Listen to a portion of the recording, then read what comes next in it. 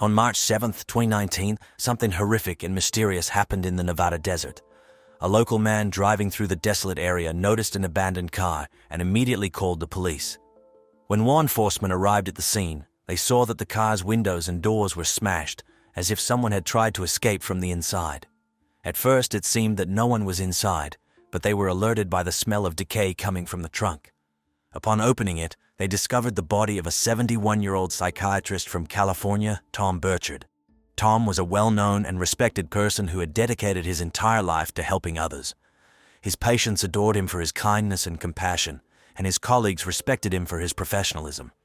Unfortunately, Tom had no children of his own, although he was married. Perhaps that's why he immersed himself in work with troubled children and teenagers, trying to fill the void in his heart. In addition to psychiatry, Tom had another passion: magic. He was a member of the exclusive magicians club, the Magic Castle, and often entertained his young patients with tricks. He especially enjoyed turning a $1 bill into a $100 bill. This trick invariably caused delight and joy in children. If Tom found out that one of his patients' parents was having financial difficulties, he would give them this magic bill without hesitation. Thanks to his generosity and kindness, Tom became a true light in the lives of many disadvantaged children and their families. How did he end up in the trunk in the middle of the desert, hundreds of miles from home? I'll tell you all the details right now. Burchard's patients were many women who found themselves in difficult life circumstances. Single mothers suffering from drug addiction or forced to sell their bodies to feed their children. Tom sincerely cared about their fates and often offered financial assistance, even though it might have seemed unethical from the point of view of his profession. But one day in December 2000, when Tom was 52, his own life turned upside down. How, of course, upside down because he was Trump's psychologist. Sorry, a bad joke. His wife found out that he was secretly communicating with young girls on the internet, meeting with them and giving them money. She immediately filed for divorce, suspecting her husband of infidelity and sexual relations with his patients.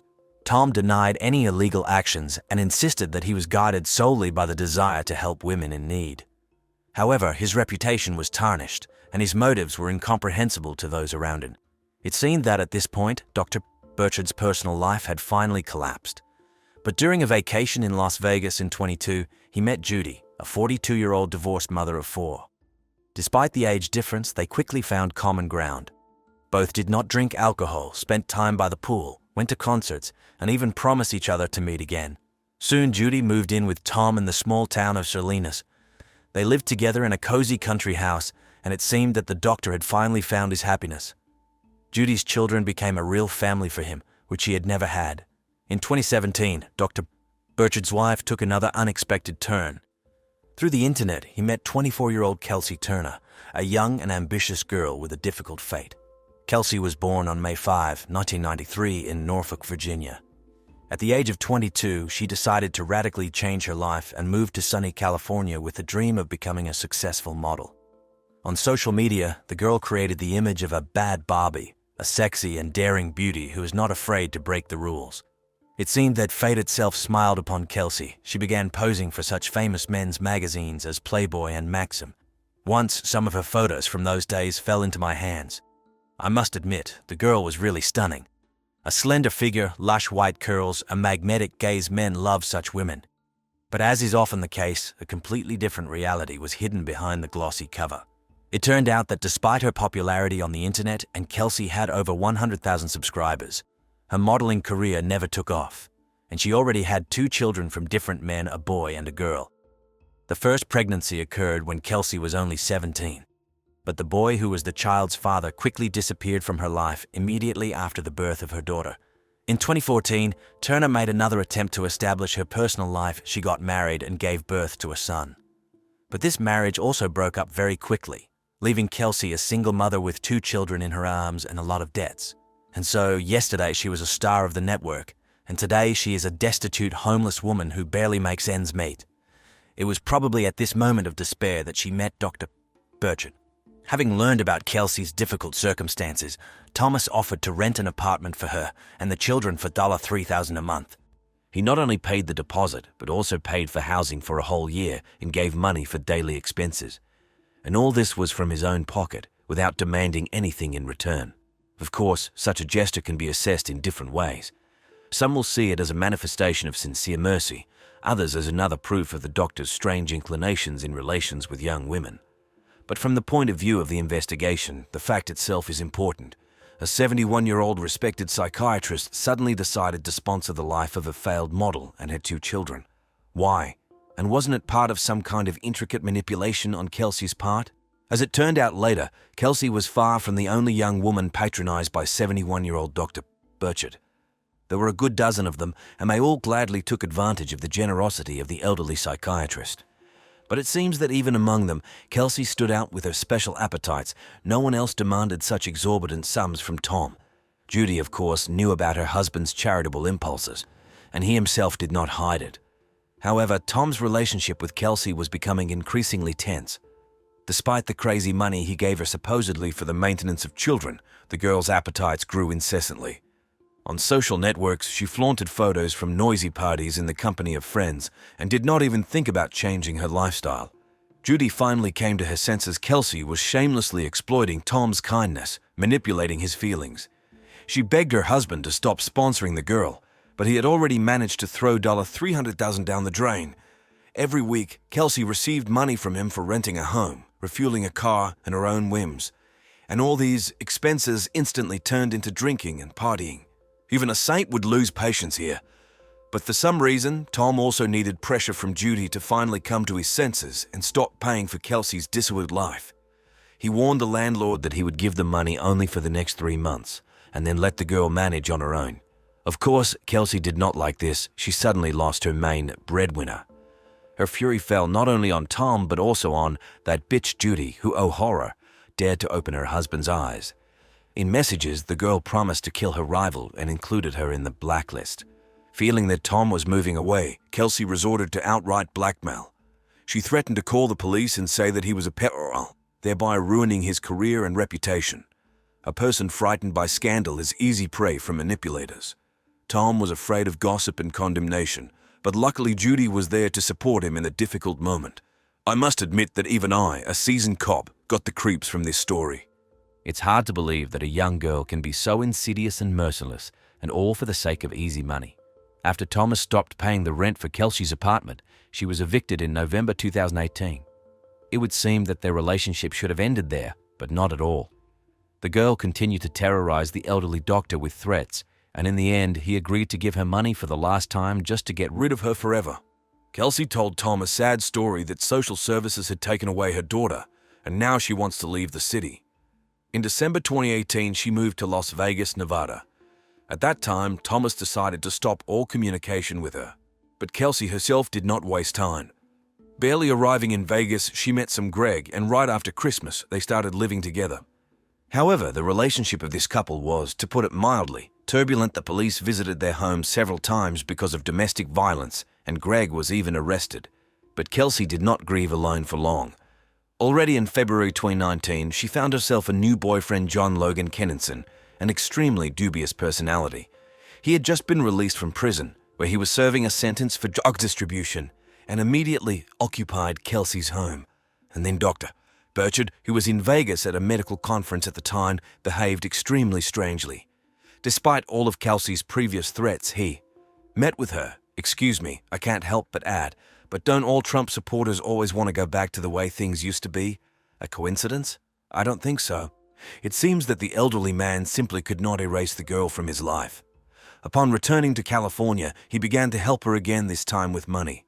And all because Kelsey wrote to him that her new roommate was beating her and begged for help for herself and her son. Thomas, of course, became seriously alarmed. But he decided not to tell Judy the truth. He lied that he was going to some magic show. On March 1, 2019, he flew to Las Vegas to see with his own eyes what was happening to Kelsey. It turned out that the girl lives in the house not only with her son and a sadist roommate. They also had a tenant, a certain Diana Pena, a 30-year-old waitress. She lived for free in exchange for babysitting Kelsey's son. In addition to this strange company, a not-quite-sewn-on guy named Jeremy also lived in the house. He occupied a room on the first floor. And so Kelsey introduces Dr. Burchard to all these people, supposedly her good acquaintance, almost a benefactor who is in love with her. Of course, such an explanation caused surprise and bewilderment among the roommates. But Kelsey herself vehemently denied any romantic connection. They say the man is just incredibly generous. That's why he helps. and it seemed that everything was fine. But on the very first night of Thomas's stay in the house, an unfortunate surprise happened. Jeremy's girlfriend appeared on the doorstep blonde, drunk, and obviously not averse to flirting with a wealthy guest. And he, why sin to conceal, was partial to young beauties. Kelsey terribly disliked this. Apparently, she was afraid that a random rival would take away her sponsor. And without an influx of fresh dollars, Kelsey's usual way of life with drinking and partying was under threat. That evening, Thomas and Jeremy's girlfriend decided to go to the store. Dr. Burchard got behind the wheel as he did not drink alcohol. But Kelsey, consumed by jealousy, began to accuse her companion of deliberately creating discord in her relationship with Thomas. Jeremy seemed to feel the growing tension. Upon returning home, he hastily packed his things and left the house with his girlfriend, apparently so as not to aggravate the situation. Meanwhile, Thomas sent Judy a message. He explained that he came to Kelsey to clarify the situation and find out the truth. He promised to stay for the weekend and return home on March 4th. Judy was seriously worried about her husband. She knew better than anyone what Kelsey was capable of in her cruelty and manipulations.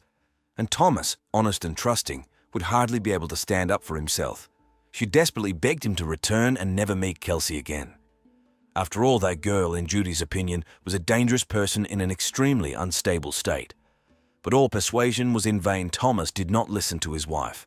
And as it turned out, that message was the last one Judy received from her beloved husband. After that, Thomas stopped communicating, and his phone was turned off altogether. Alarming premonitions did not leave Judy. She knew that her husband was suffering from early dementia, which made the situation even more dramatic. Sometimes Thomas could not find his car in the parking lot or lost things, and sometimes he even forgot the way home or did not recognize Judy's daughter. In addition, Dr. Burchard had a significant amount of cash with him, about $1,000, and also a diary where he wrote down everything he forgot, including passwords.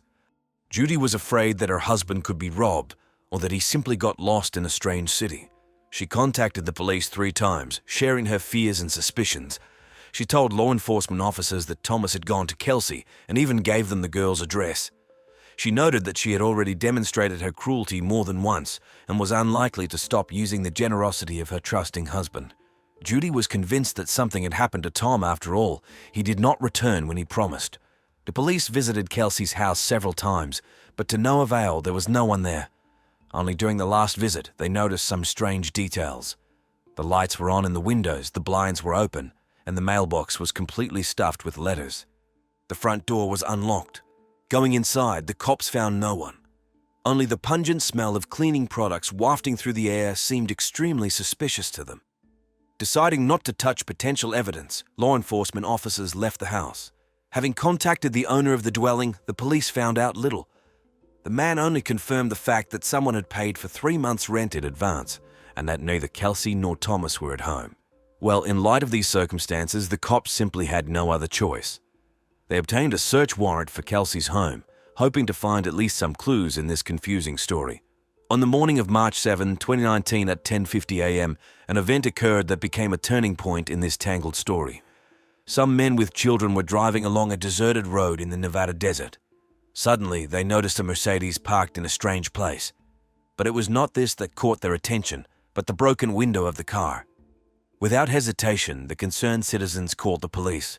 When the patrol arrived at the scene, the cops thoroughly examined the vehicle.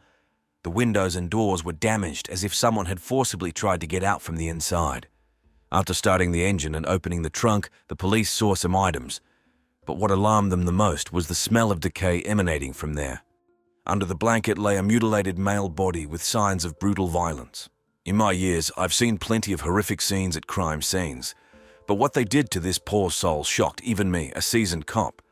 The forensic experts who arrived soon began to carefully study the car. Inside, latex gloves and cleaning supplies were found. Someone was clearly trying to remove evidence. Blood traces were also found on the driver's seat, although it was not easy to establish what exactly happened there. However, the overall picture was quite obvious.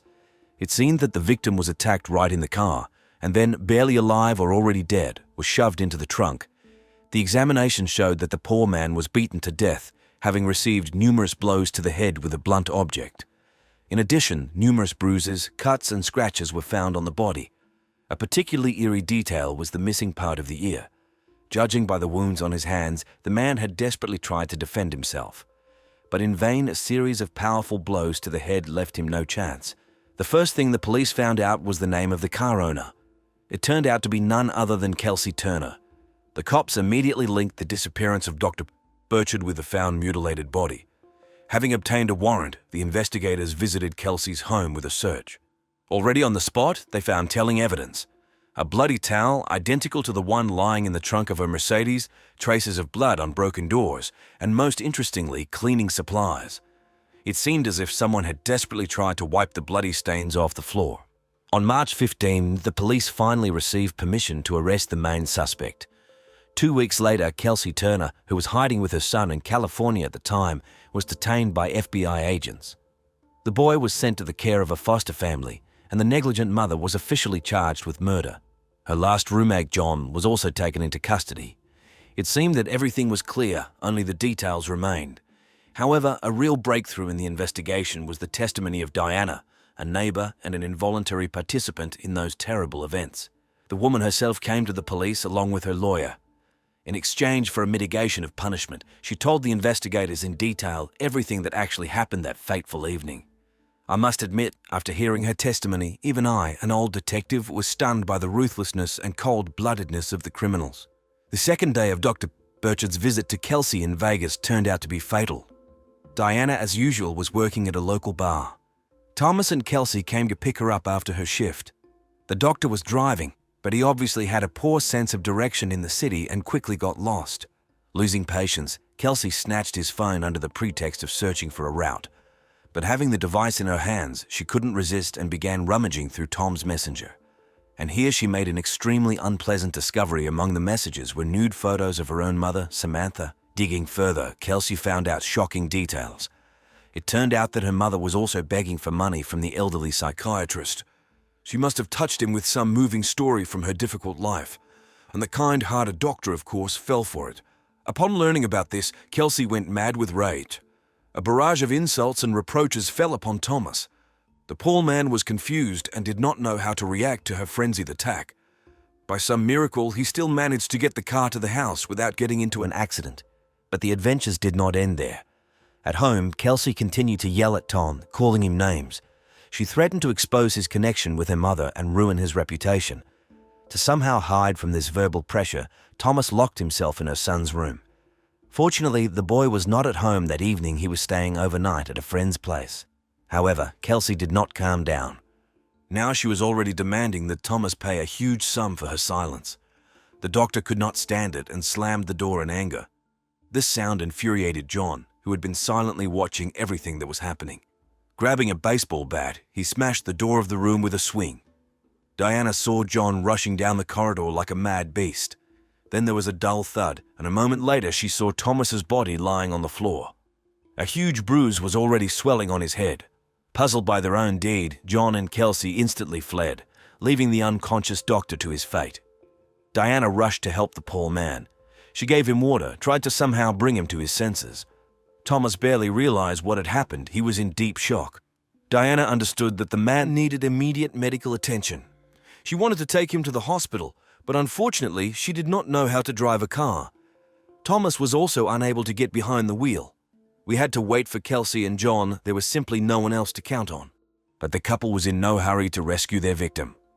On the contrary, the exhausted Thomas whispered a terrible thing to Diana. Most likely, these two were planning to kill him. A moment later, Kelsey returned. Cynically stating that she would take Tom to the hospital, she began hastily wiping away all traces of the attack. The frightened Diana rushed to wash the bloodied floor. At the same time, she heard Thomas desperately arguing with his tormentors in the garage. And then, through the noise, Kelsey's cold order to John reached her. "Hit him again." The girl rushed downstairs to stop the beast of a roommate. But alas, she did not make it in time. An innocent person was being brutally finished off right before her eyes, and no one was going to save the victim. Diana was in complete shock from what she saw. She froze in place, not knowing what to do next. Tears streamed down her face, but Kelsey did not give the girl even a minute to despair.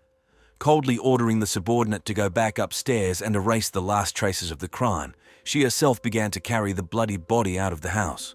Meanwhile, the police, called by one of the neighbors, were already banging on the door. Diana had every chance to stop this madness. It was enough just to open the door and tell the cops the truth. But the girl did not dare. She panicked and barricaded herself inside, hoping to wait out the danger. The next day, Kelsey took Thomas's mutilated body to the desert and left it in the trunk of his own car. Perhaps she hoped that in such a deserted place, exposure could be avoided, but she miscalculated. On March 21, Kelsey and her roommate John were finally arrested on suspicion of murder. The obstinate couple denied their involvement to the last, blaming each other. And here Diana's testimony played a key role. Thanks to a plea deal with the investigation, the girl was released on bail. Already in court, she fearlessly pointed to Kelsey and John as the direct killers of Thomas. The defenders of the defendants, of course, tried to tarnish the witness and downplay the significance of her testimony, but in vain. During the hearings, Kelsey always appeared in loose prison clothes, and no wonder she was in the last months of pregnancy with another, already third child. Who was the father of this baby remained a mystery. In the end, John surrendered first. He confessed to second-degree murder, admitting his part in the conspiracy. The court sentenced him to 45 years behind bars. Kelsey held out to the last, pretending to be an innocent victim of circumstances. Her own trial was scheduled for November 2022, but a moment before the start of the hearing, the woman suddenly changed her testimony. She also admitted guilt in second-degree murder. The sentence is 25 years in prison. Already in the cell, Kelsey gave birth to a daughter who was instantly transferred to the guardianship authorities. It seems that the child was lucky she will not see her insidious mother until she becomes an adult, and let that one rot behind bars. The investigation established that Kelsey was a clever swindler and a pathological liar. She cynically used the kind-hearted Thomas for money, and when she realized that the elderly doctor would no longer be her source of income, she decided to get rid of him. Kelsey's accusations of pedophilia against Dr. Burchard turned out to be completely unfounded. The police thoroughly examined the contents of his phone and other electronic devices, but did not find any evidence to support these horrific allegations. Yes, there were photos of naked women in his mobile phone's memory, but there were no images of children or minors among them. The investigators also unearthed the fact of intimate correspondence between Thomas and Kelsey with quite explicit photos. But since both were adults, these materials were considered inappropriate to be presented in court as evidence of the doctor's guilt. It is difficult to unequivocally assess the actions of Dr. Burchard. On the one hand, his relationships with young women and obsession with charity seem strange, to say the least, especially for a respectable man well over 70. But despite everything, Thomas was a kind, sensitive person who sincerely sought to help those in need, and his professional merits and good reputation are undeniable. Until the very end, his wife Judy tried to protect the trusting Thomas from Kelsey's insidious encroachments. She repeatedly begged her husband to sever all ties with this girl. She felt that she was manipulating and using the elderly doctor for her own selfish purposes. Unfortunately, the man in love completely lost his mind and did not listen to her wise advice. And now I would like to draw your attention to another tragic aspect of this eerie story. To the fate of Kelsey's unfortunate children, a boy and two girls, whom she gave birth to from different men.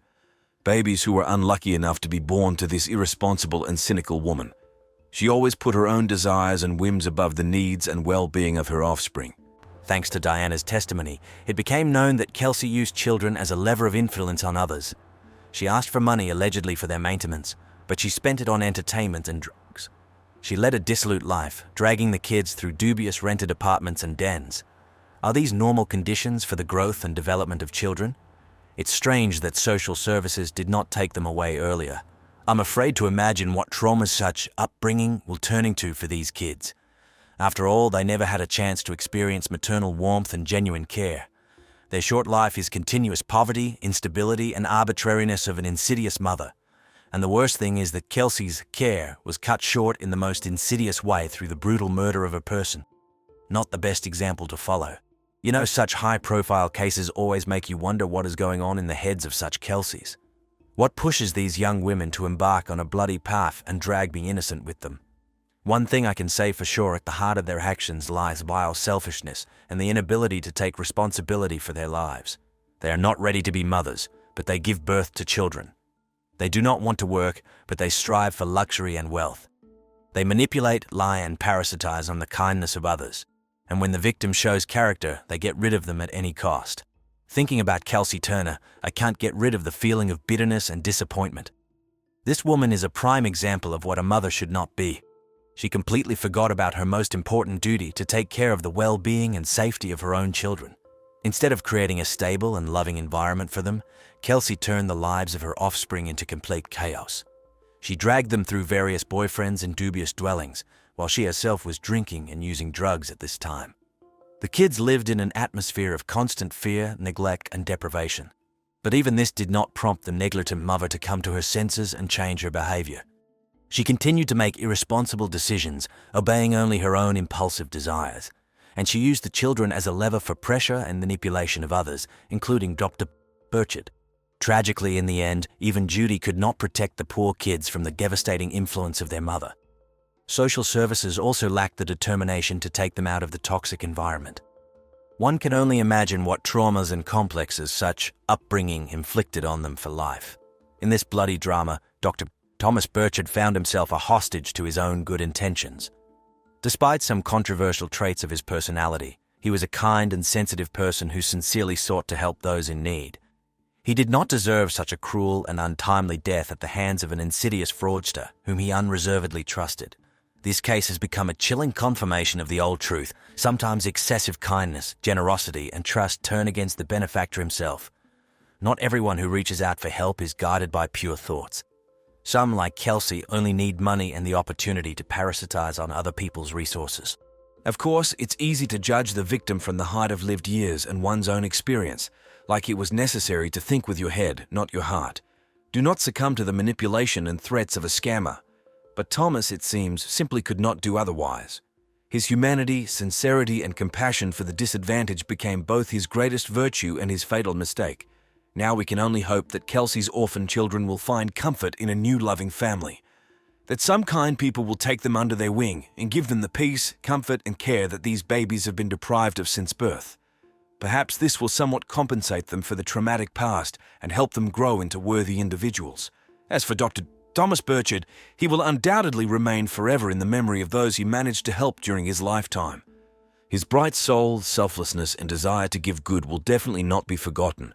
And although these amazing qualities eventually ruined Thomas, they also turned him into a real guardian angel for many unfortunate and disadvantaged people. They say that true kindness does not need gratitude or recognition. It does not expect anything in return, but simply does the right thing at the call of the heart. Probably this is exactly what our deceased doctor was, a generous soul in a soulless world of human cruelty and self-interest. And although his earthly path ended too early and tragically, I want to believe that there, in the afterlife, Thomas finally found the peace and love that he sometimes lacked during his lifetime. And we, the cops, will just do our job. We will punish the guilty so that the death of this bright man is not in vain. It's hard to put an end to such high-profile cases, because despite the arrests and trials, some bitter injustice remains, as if evil once again prevailed, and we again could not prevent a bloody denouement. But despite everything, I believe that every good deed, every rescue, and every punished abomination makes this world at least a little better and safer. And even if we are not given to eradicate all the evil, at least we do not allow it to prevail completely. The story of Dr. Burchard will become another sad, but important brick in the wall of human memory. A warning for some and an inspiration for others. A reminder that evil is always near, but good does not disappear either. The main thing is not to lose humanity and compassion, even in the face of the most terrible trials. I just want to make it clear that I've never had intention of taking my twin sister's life. And if I could take back what I did, I would in a heartbeat. On January 8th, 1992, an extraordinary event took place in the city of Camden. New Jersey identical twin girls Amanda and Anna Ramirez were born into the world. The girls arrived just minutes apart, like two little angels entering this life hand in hand. From their very first days, the sisters shared a special bond that only grew stronger over the years. The girls' parents, immigrants from Puerto Rico, had built a large, loving family in pursuit of a better life. Despite the hardships they faced on their journey to the American dream, they managed to keep their home warm and united. Amanda and Anna grew up surrounded by older siblings, with younger sisters arriving later. Yet the twins stood out from the rest with their uncanny resemblance and inseparable bond. From a very young age, the sisters were like two peas in a pod. They adored dressing alike, playing with identical toys, and spending every waking moment together. It seemed Amanda and Anna understood each other without words, sensing the other's moods and emotions. Even childhood squabbles were quickly forgotten as they became best friends again. I've seen photos of Amanda and Anna as children, and I must say their likeness is simply astonishing. It must have been challenging even for their parents to tell them apart at times. That closeness between sisters is unique, but it also had the potential to cause issues down the road. Watching Amanda and Anna during those years, one could only marvel at the strength of their connection. They were like two shoots of the same tree, reaching for each other, drawing strength and inspiration. Their parents and family took immense pride in their special girls and rejoiced that in this big, often harsh world, they had each other. Little did anyone know then what trials lay ahead and how their unique bond would impact the course of events. But in those carefree childhood days, everything seemed so simple and bright, with so many uncharted paths still to explore. The birth of twins is always something special, but Amanda and Anna's story is truly one of a kind. Their loving, close-knit upbringing built a strong foundation for their future lives. However, as we know, life often throws unexpected curveballs, and this case is a prime example of how even the strongest bonds can be tested by fate. From the very first days, Amanda and Anna's parents noticed their daughter's incredible bond that seemed to have formed in the womb itself. They recounted how in those early months, the sisters would even sleep in the same crib as though unable to be apart. This special connection only intensified over the years, forging Amanda and Anna into a true team. They did everything together, practically joined at the hip, unwaveringly following each other's every move. Observing them, I couldn't help but ponder just how powerful a twin bond can become and how it shapes their lives. The girl's mother, Mrs. Ramirez, warmly recalled how she nurtured the friendship between her daughters, wanting Amanda and Anna to forever remain each other's pillars, and the sisters did not disappoint. They learned to walk together, started preschool and school together, shared their most intimate secrets. It seemed nothing in this world could break their mighty sisterly union that only tempered with time. As a detective, I often encounter cases where close bonds between people become a trial for themselves and those around them. So Amanda and Anna's story piqued my interest, not just professionally, but also in understanding human nature. The parents shared that the twins had their own secret language for communicating with each other. At times, it was as if they could read each other's minds, anticipating the other's actions and desires. It was something unfathomable, like a telepathic link that existed only between the two of them. Even at school, teachers marveled at how Amanda and Anna could seamlessly complete each other's answers as one singular entity. This extraordinary sisterly bond inspired awe, but also raised concerns. Would it hinder their individual growth? Could the girls find their place in life alone, without their counterparts' constant presence? These were the questions that nagged not just the parents, but me as well as I delved into the details of this incredible story. Yet in childhood, it all seemed so idyllic. Amanda and Anna were blissfully happy together, and it appeared it would always be that way. They shared their most private dreams, supported each other's pursuits, rejoiced in successes and consoled failures. The sisters were two halves of a whole, unable to envision life without the other. Amanda and Anna grew up in an atmosphere of love, support, and unity. The large Ramirez family did everything in their power to provide the girls with a joyful, carefree childhood. The sisters played together, got into mischief together, attended family celebrations side by side.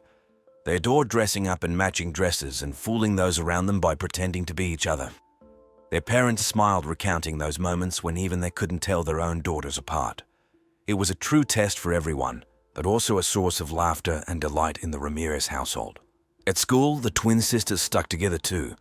They excelled equally in nearly every subject, often doing each other's homework assignments. Yet teachers didn't scold Amanda and Anna too harshly for such antics, as the sisters demonstrated excellent grades and behavior. According to their school friends, Amanda and Anna operated as a team, always ready to help one another out. Even during tests, the sisters managed to discreetly pass notes with answers. It was something incredible, as if they could read each other's minds. The twins grew into kind-hearted, good-natured, and joyful young women. They easily connected with people and lit up any group. Amanda and Anna dreamed of becoming nurses to help the sick and ailing. And though their family lacked the funds for both daughters' education, their parents vowed to do whatever it took to make their girls' dreams come true. With tears in her eyes, Mrs. Ramirez recounted how she and her husband worked tirelessly to give Amanda and Anna the chance to attend college. It was their shared dream, and they were willing to make any sacrifice for their children's happiness. Amanda and Anna's classmates and friends always remarked on their kindness, sincerity, and willingness to lend a hand. The girls were the true jewels of school life, ever smiling, welcoming, and open to connection. They enthusiastically participated in all kinds of events, from charity fairs to school plays. It seemed nothing could cast a shadow over their happy childhood and carefree adolescence. Yet life brings not just joys and triumphs, but obstacles too that must be overcome. For Amanda and Anna, the trial came in the form of their father's illness. Mr. Ramirez fell gravely sick, leaving the family in dire straits. But even in those dark times, the sisters never lost hope, supporting each other every step. They banded together even tighter, striving to help their mother and ease their father's suffering. This period became a true test of their spiritual fortitude and sisterly bonds' resilience. But that carefree childhood passed quickly, and the sisters had to grow up. Anna was the first to marry her beloved Louis and give birth to 3 wonderful children. She became a doting mother who spared no effort for her little ones. At the same time, Anna completed nursing courses and began working as a licensed nurse. Patients and colleagues adored Anna for her kindness, warmth, and willingness to help at a moment's notice. As her co-workers recounted, Anna was a true angel in the hospital, always smiling, compassionate, and tireless. She had a knack for lifting every patient's spirits, finding the right words of solace and support. Anna worked hard to secure a bright future for her kids. Yet despite her busyness, she always made time for her large family, especially her beloved sister Amanda. Anna often visited her parents, sisters, and brothers. Chatting with Amanda nearly every day, the girls would talk for hours on the phone, sharing experiences and supporting each other. Even distance and life's troubles couldn't weaken their special bond. It seemed to only grow stronger over the years, helping the sisters overcome any hardship. Unlike her sister, Amanda was in no rush to marry. She too completed nursing courses and began working at the same hospital as Anna.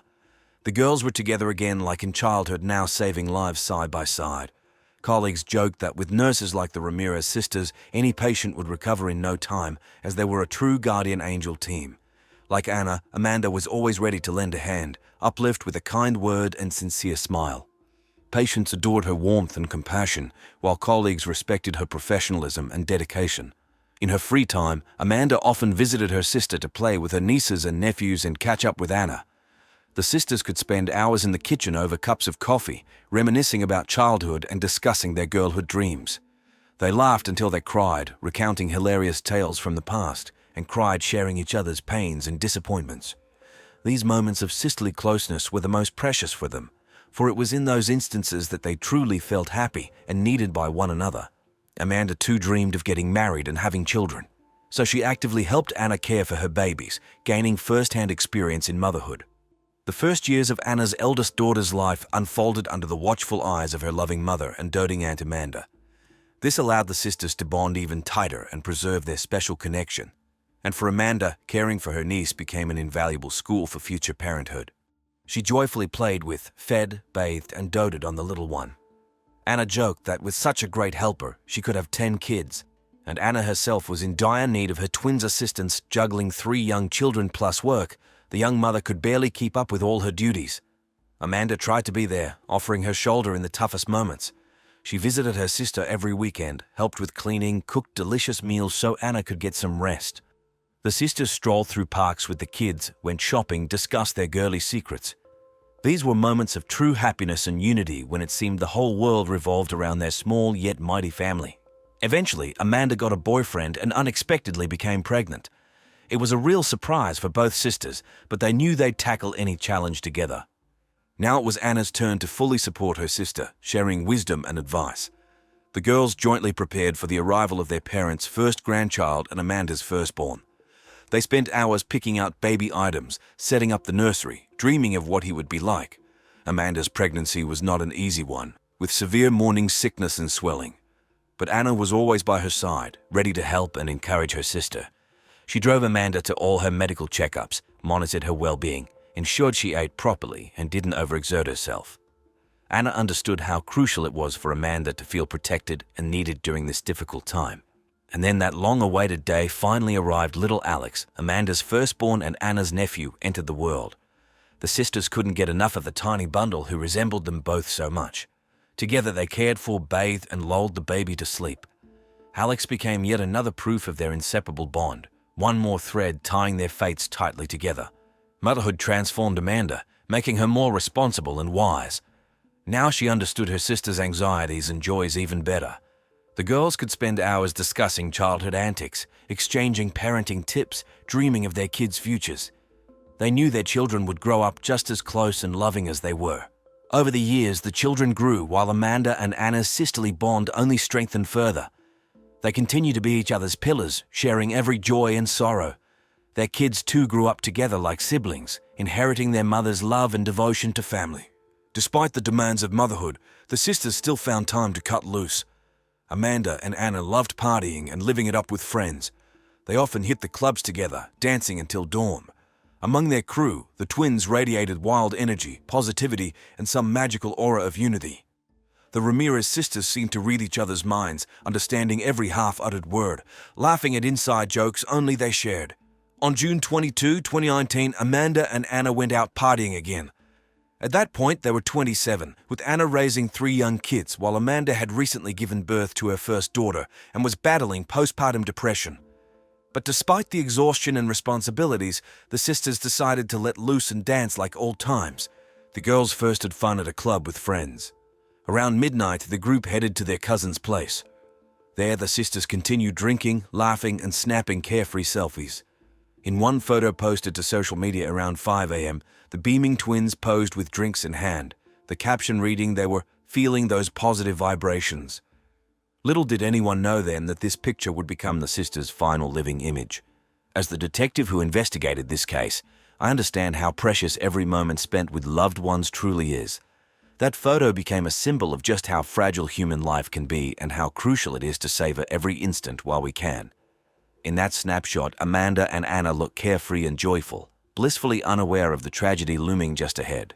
Around 5:30 a.m., tragedy struck.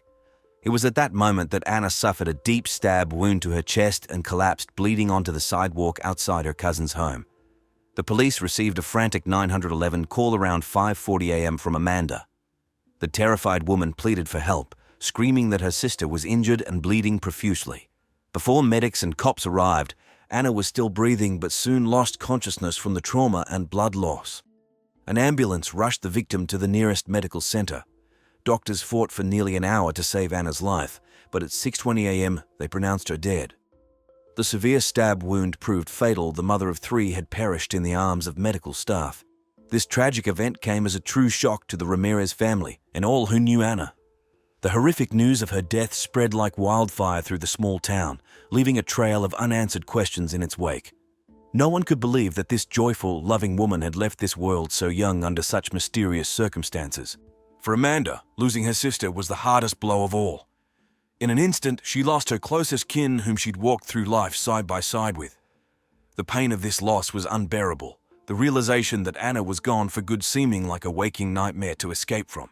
But the harsh reality was that Anna had truly passed, forever changing the lives of her loved ones.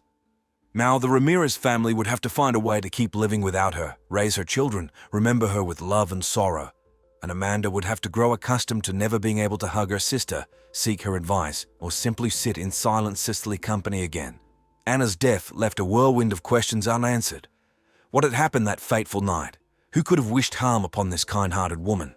Was it an accident or intentional crime? The answers still needed to be found, and that became the primary mission for the police and detectives investigating the case. But whatever the official findings, for Anna's loved ones, she would forever remain a loving daughter, sister, mother, and friend. Her bright spirit would live on in their hearts, her memory providing warmth in the darkest hours. The shocking news of Anna's death left the entire Ramirez family stunned. No one could believe that some madman had inflicted a fatal wound upon the young mother in the middle of the street. After all, Anna was a kind, compassionate girl with no enemies or ill wishes, no run-ins with the law. So who could have dealt with a nurse so brutally? A blind coincidence or someone from her inner circle? Amanda's behavior immediately raised many questions for the police. Her clothing was covered in stains of her dead sister's blood, while her hands bore fresh cuts characteristic of a struggle over a knife. Moreover, neighbors claimed to have heard a loud argument between the sisters, but no male voices. These details compelled investigators to pay special attention to Amanda and her possible involvement in the tragedy. At first, Amanda refused to let the officers into her cousin's apartment, insisting she had just accidentally cut herself. But the bloody footprints on the floor and blood-stained kitchen knife in the sink made detectives suspect a complex case of family violence. The woman was taken in for questioning, where she would have to explain her behavior and recount everything that happened that fateful night. During interrogation, Amanda acted strangely and ambiguously. She oscillated between crying and pleading for belief in her innocence, then abruptly shutting down and refusing to answer questions. She claimed not to remember many details due to alcohol intoxication, that she and her sister had argued over something trivial, followed by a blackout. Such testimony only strengthened investigators' suspicions about Amanda's role in the murder. Other party guests confirmed the sisters had indeed quarreled before Anna stormed out alone. But no one could say precisely what happened next and how she sustained her fatal injury. Forensics showed the knife used to kill the woman belonged to the owners of the apartment where the party took place. However, no fingerprints were found, and the sister's cousin swore he wasn't involved in the crime.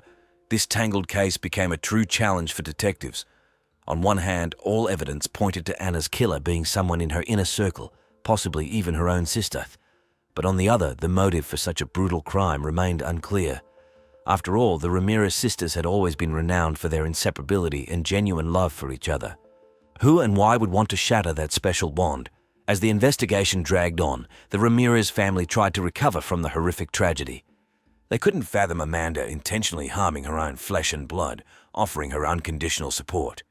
But lingering doubts and unanswered questions tormented them. Why was Amanda acting so strangely? What really transpired that night? And would they ever uncover the truth about Anna's death? These questions haunted Anna's loved ones and friends.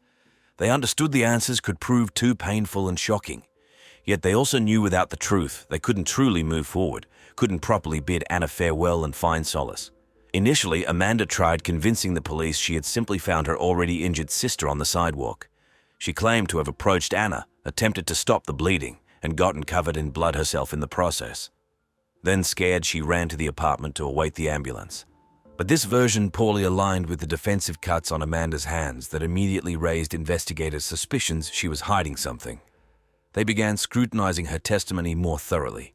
The woman quickly realized she wasn't being believed and changed her story. Now she insisted that she and Anna had been drinking at their cousin's place when they abruptly got into an argument, even resulting in Anna slapping her. Afterwards, Anna left the home while Amanda stayed behind with their cousin. 45 minutes later, she went outside and discovered her sister's bloodied body. This account seemed more plausible, yet still left many questions unanswered. Investigators tried determining what exactly the sisters had quarreled over and whether it could have motivated a murder. But Amanda kept altering her statements, getting muddled in the details, unable to clearly explain what happened. At times she claimed not remembering the conflict's cause, then suddenly recalling minor insults that supposedly escalated into a physical fight. Such inconsistent, contradictory testimony only deepened detectives' suspicions about Amanda's involvement in the crime. They suspected she was concealing something, perhaps trying to cover for herself or someone else. But proving it was no easy feat with no direct evidence against Amanda, while her statements continually changed. Interviewing other witnesses didn't clarify matters either. The sister's cousin corroborated they had fought but insisted hearing and seeing nothing suspicious. Neighbors reported loud shouts and scuffling noises, but none could pinpoint precisely who exited the building and when. Investigators found themselves at a dead end. All signs pointed to a crime of passion, yet the motive and circumstances remained baffling, and Amanda's convoluted statements only further muddied the waters. Meanwhile, the Ramirez family grieved their terrible tragedy. They couldn't fathom Anna being gone, desperately searching for answers. Parents and relatives tried supporting Amanda, believing her innocence, yet tortured by lingering doubts. Why was she acting so strangely? What really happened that night? And would they ever uncover the truth? For Amanda, the situation became a true ordeal.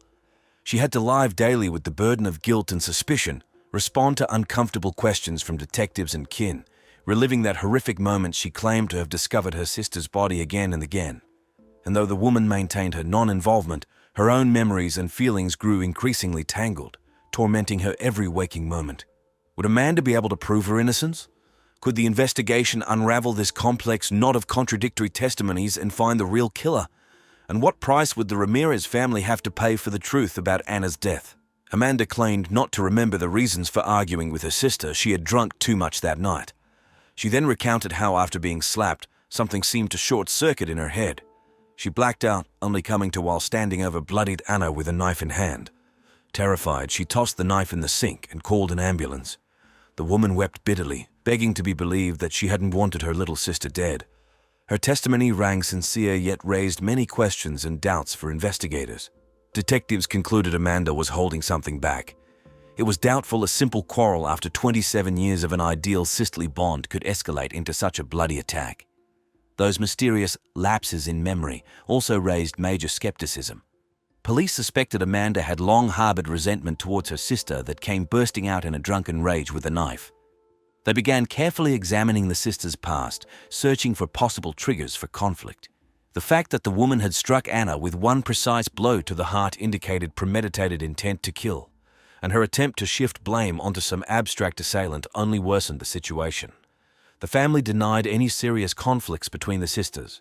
Their cousin corroborated the fight, but admitted not knowing what had provoked the argument between the twins. Without this key information, investigators knew unraveling the truth would prove difficult.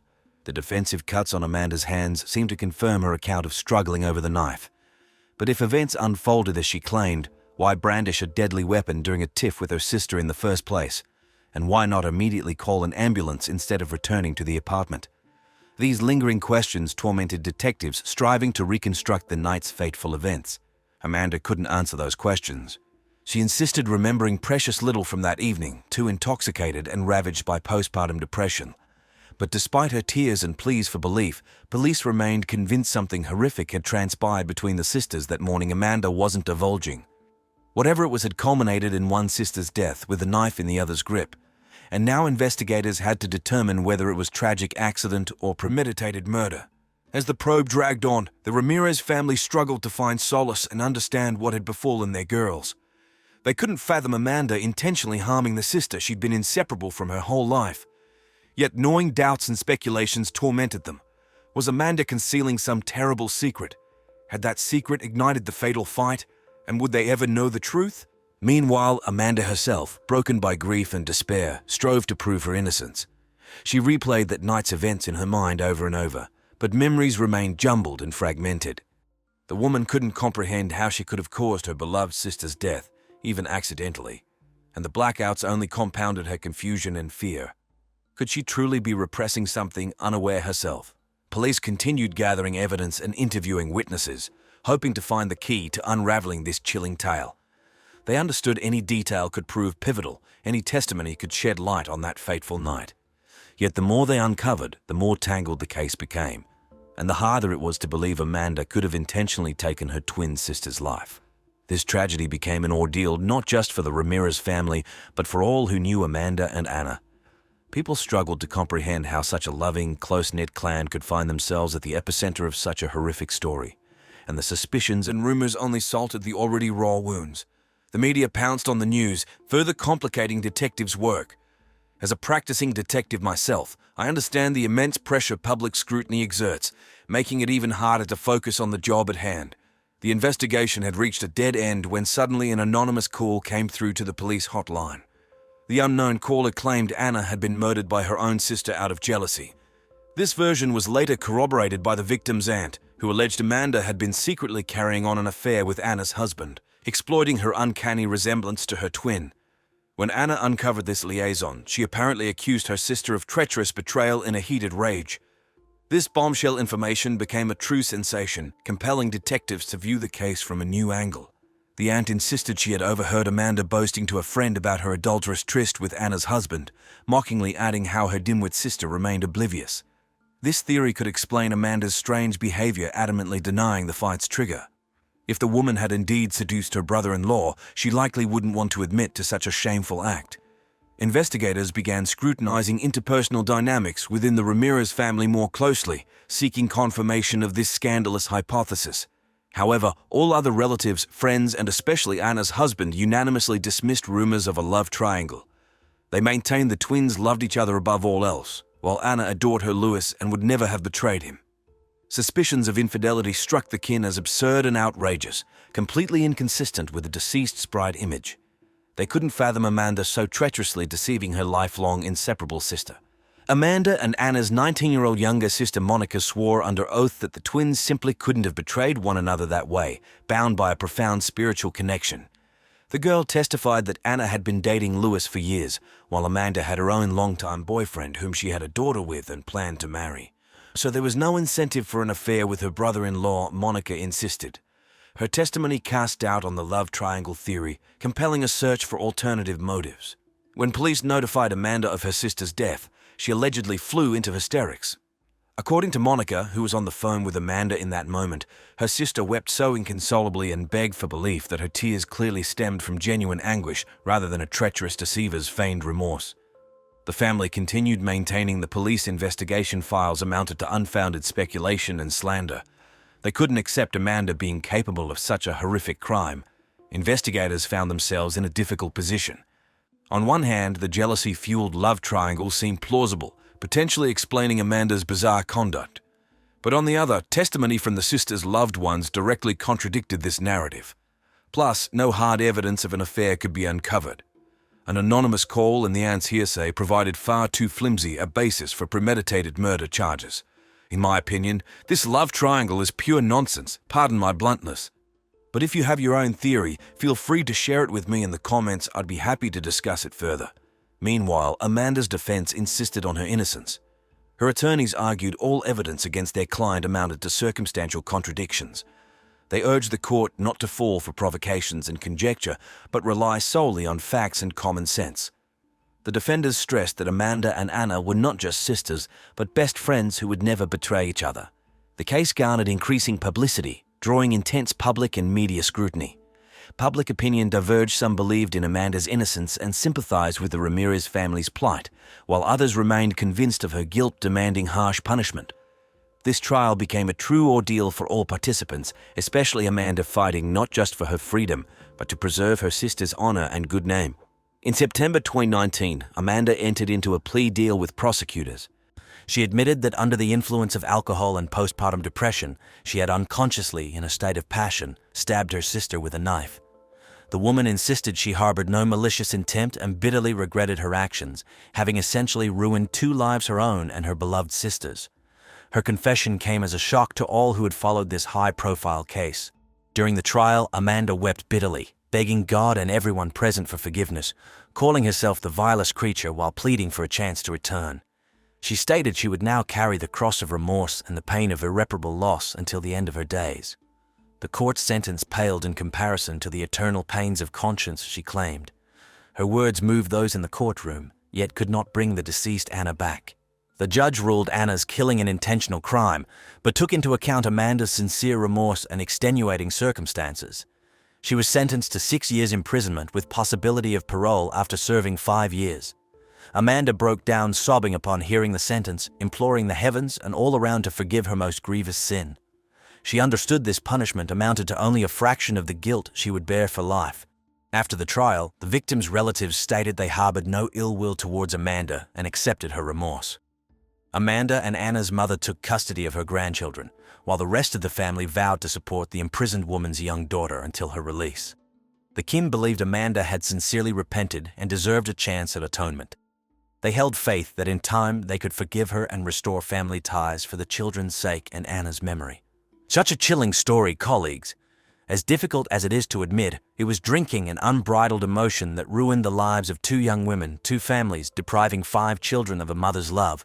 And the core mystery, what truly sparked that fatal burst of rage, continues to be debated by police, attorneys, journalists to this day. The official investigation failed to provide a definitive answer. Amanda's loved ones view her an innocent victim of tragic circumstance, while law enforcement leans towards a theory of premeditated murder driven by jealousy. Proving or disproving a clandestine liaison between Amanda and her brother-in-law is now impossible. The woman adamantly denies any such subtext to the fight, while Anna's husband categorically rejects even hypothetical possibility of such events transpiring. This secret, it seems, will be forever buried alongside Anna. Yet despite all the speculation and uncomfortable questions, one sad fact alone remains certain: a young mother of 2 infants ended her 27-year-old twin sister's life with a single knife blow and now bitterly regrets her actions. And the bereaved Ramirez family will take a long time recovering from the consequences of that dreadful night of June 22, 2019. They will have to learn to live with this pain and Anna's memory, raise her children, and build a new life without her. This tragedy serves as a grave lesson for us all. a lesson in how fragile and vulnerable human life truly is, how easily it can be shattered in one fateful instant, and that neither family bonds nor love can shield us from horrific mistakes and irreversible loss. Amanda must now carry the burden of guilt and remorse for her crime for the rest of her days. While we outside observers can only sympathize with her shattered fate and pray such tragedies never repeat themselves, the story of Amanda and Ana Ramirez is more than just a criminal chronicle. It's a true human drama. A drama about two ruined lives, about love twisted into hatred, and about the remorse that may perhaps lead to atonement. And although justice has been served and the guilty punished, this story will continue aching in the hearts of all who know it for a long time to come. For there is no greater pain than losing a loved one, especially when that loss results from a fatal mistake by someone close. This story took place in the small town of Conyers, Georgia.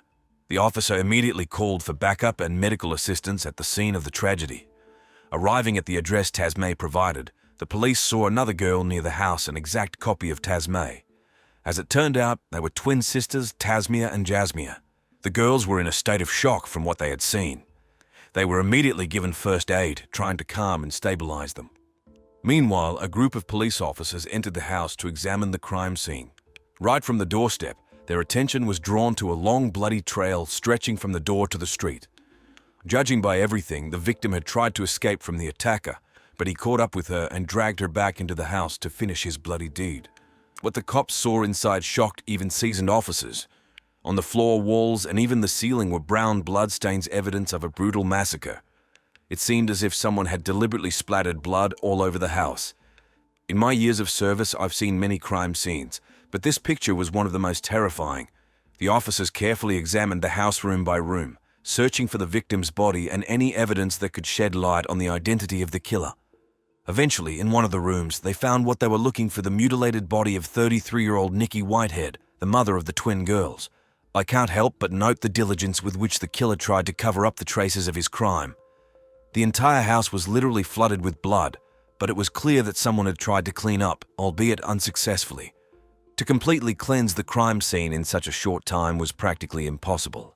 Later, Officer Chrisman, one of the first to arrive on the call, admitted that in his entire career, he had never seen such a bloody scene. This place made a depressing impression even on hardened cops.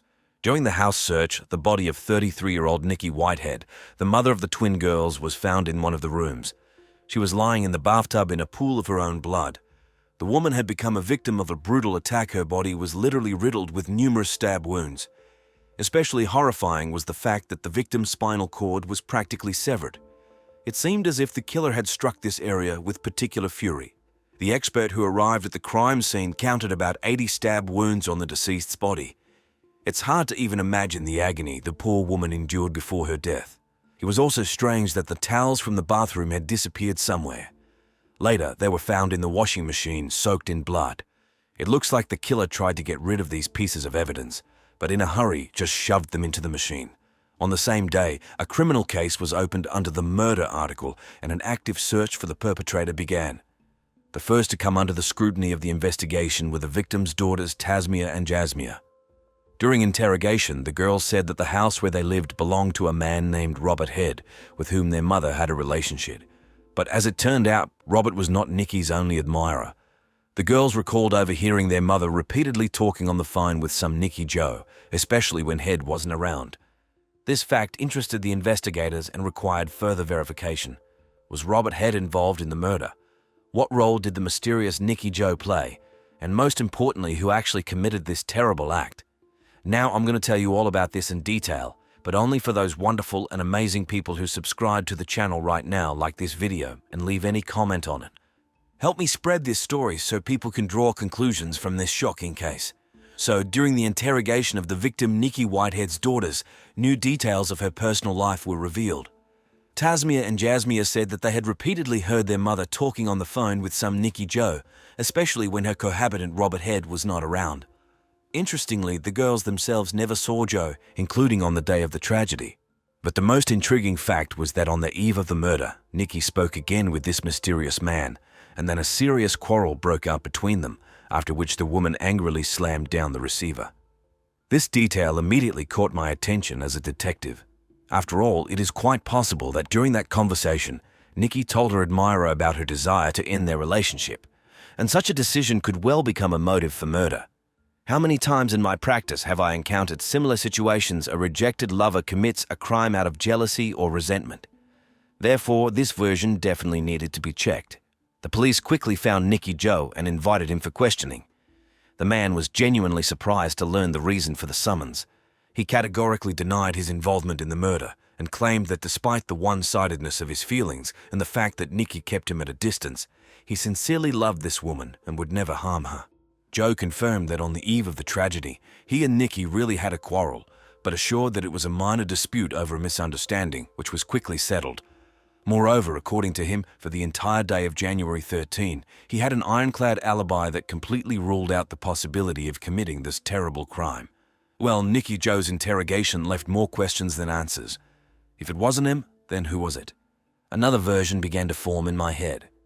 What if the murder was committed by Robert Head, the man Nikki Whitehead was living with at the time of the tragedy?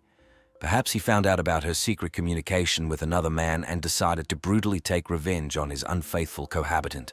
However, the version about Robert Head's involvement in the murder was quickly dropped. During the investigation, it was established that the man worked as a long-distance trucker and on the day of the tragedy was on a business trip in another state. So purely physically, he could not have been present at the crime scene and committed this terrible act. And so the cops found themselves at a dead end again. On the one hand, there was the mutilated body of a victim who died a terrible death.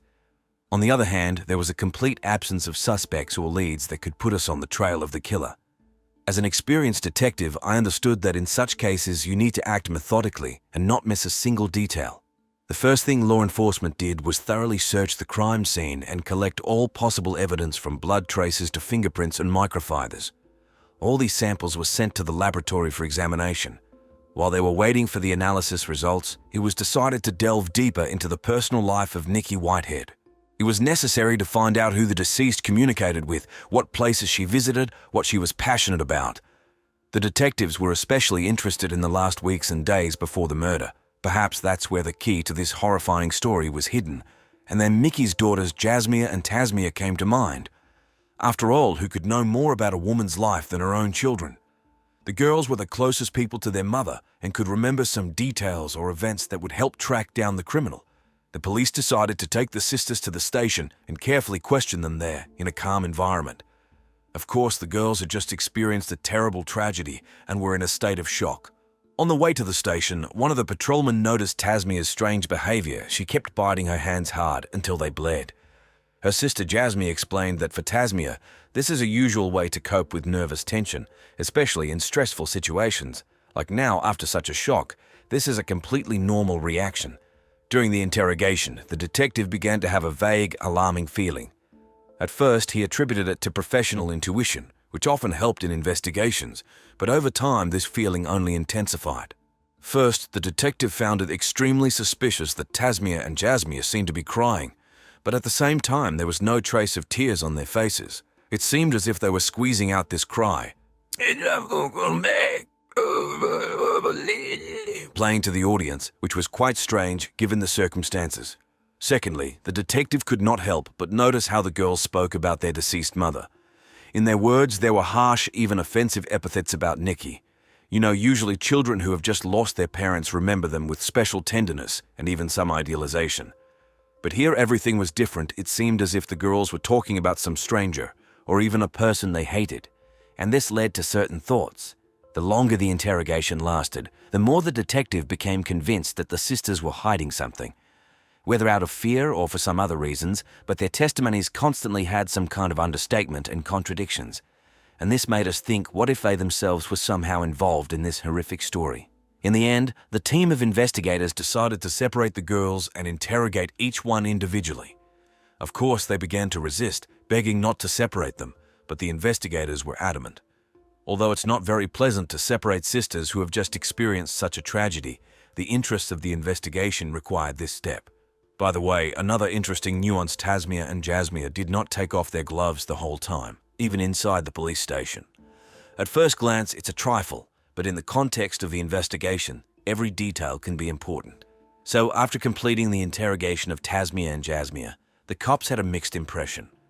On the one hand, the girls seemed to be frank and admitted that lately their relationship with their mother had been, to put it mildly, strained. They even confessed that they sometimes thought about Nikki's death, but at the same time they insisted that they were not involved in the murder. On the other hand, it seemed that they were still hiding something. There were too many inconsistencies when comparing their testimonies obtained during separate interrogations. It's like putting together a puzzle, the pieces of which just won't fit together. And such a mismatch usually indicates a lie or concealment. Suspicions about the sisters only intensified after one incident. After the interrogation, the girls were sitting in the department room, hugging each other and seemingly crying. One of the employees, taking pity on them, approached and sympathetically asked if he could help them with something, do something for them.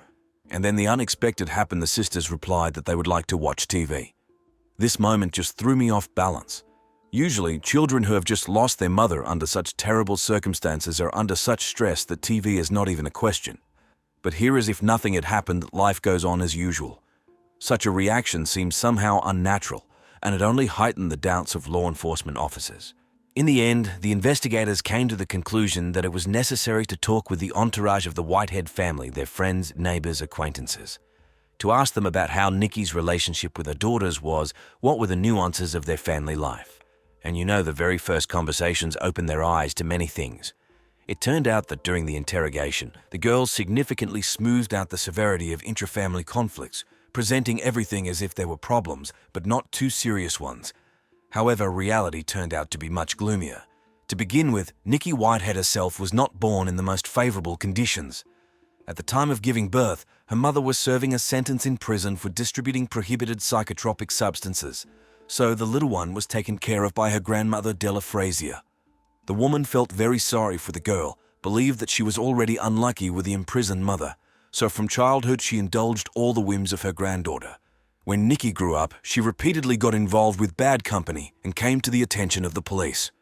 Fortunately, somehow it did without serious consequences, but the fact remains the childhood and youth of the future victim were far from ideal. As for Della Frazier herself, after the detectives communicated with her, the impression was formed that this woman was excessively indulgent to the antics of her granddaughters. Perhaps she loved them in her own way, but she absolutely did not know how to keep them within the framework of discipline to resist their whims. So the girls got used to the fact that their grandmother allows and indulges everything. All this only emphasizes the unhealthy atmosphere in which the sisters grew up. As it turns out, at the age of 17, she gave birth to twins Tasmia and Jasmia. Almost nothing was known about the girls' father, only that shortly after their birth, he married another woman and moved to Canada, actually leaving the children to fend for themselves. According to eyewitnesses, despite her young age, Nikki sincerely rejoiced in motherhood and loved her daughters very much. But the trouble was that without a job and her own housing, the young mother was forced to give the little ones to her grandmother for upbringing, and she herself went to earn money. In fact, for several years she disappeared from the life of Tasmia and Jasmia, only rarely visiting them and sending money. But the immediate upbringing of the girls was carried out exclusively by the grandmother. Interestingly, despite such difficult circumstances, the sisters grew up to be very smart and diligent. According to teachers at school, they demonstrated remarkable success, were excellent students. In addition, they were engaged in art circles, participated in the Scout movement.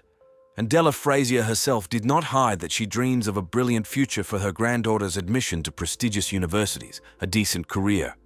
It would seem that despite her daughter's early pregnancy and her irresponsibility, the woman managed to raise the girls properly. But as often happens, behind the screen of well-being, a completely different reality was hidden. After talking with family acquaintances, the investigators realized that Della made the same mistake that she once did with Nikki. She brought up her granddaughters in an atmosphere of permissiveness and indulgence of whims. That is, if at school the girls behaved flawlessly, then at home they did not listen to their grandmother at all, did not recognize any rules or restrictions, and the woman could do nothing about it. But the real problems began when Robert Head appeared in Nikki's life. Although the man was much older than her, Nikki sincerely fell in love with him and soon moved in with him. And then she decided to take her daughters to live with her, filing a corresponding lawsuit in court. And the court sided with her when the girls were 7 years old. They moved to their mother and her new cohabitant. It would seem that finally the children were reunited with their own mother. They had a full-fledged home. But not everything was so cloudless. Robert, who worked as a long-distance trucker, was often away, and while he was absent, the girls seemed to break loose. Accustomed to permissiveness at their grandmother's, now they took Nikki's attempts to discipline them, to teach them at least some rules with hostility.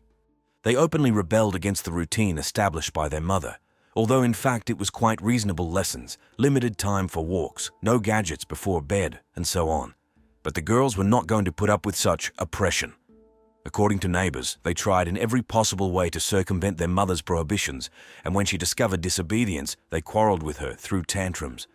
It got to the point that Nikki began to take away phones from her daughters and forbid them to watch TV for their misdeeds. For girls who were used to freemen at their grandmother's, this was a real drama, and they openly declared that they were not going to endure it. So slowly, day by day, the conflict between mother and daughters only escalated, and I understood that this discord could result in something worse than just quarrels and tantrums. It remained only to guess how far could the girls go to finally throw off the maternal shackles.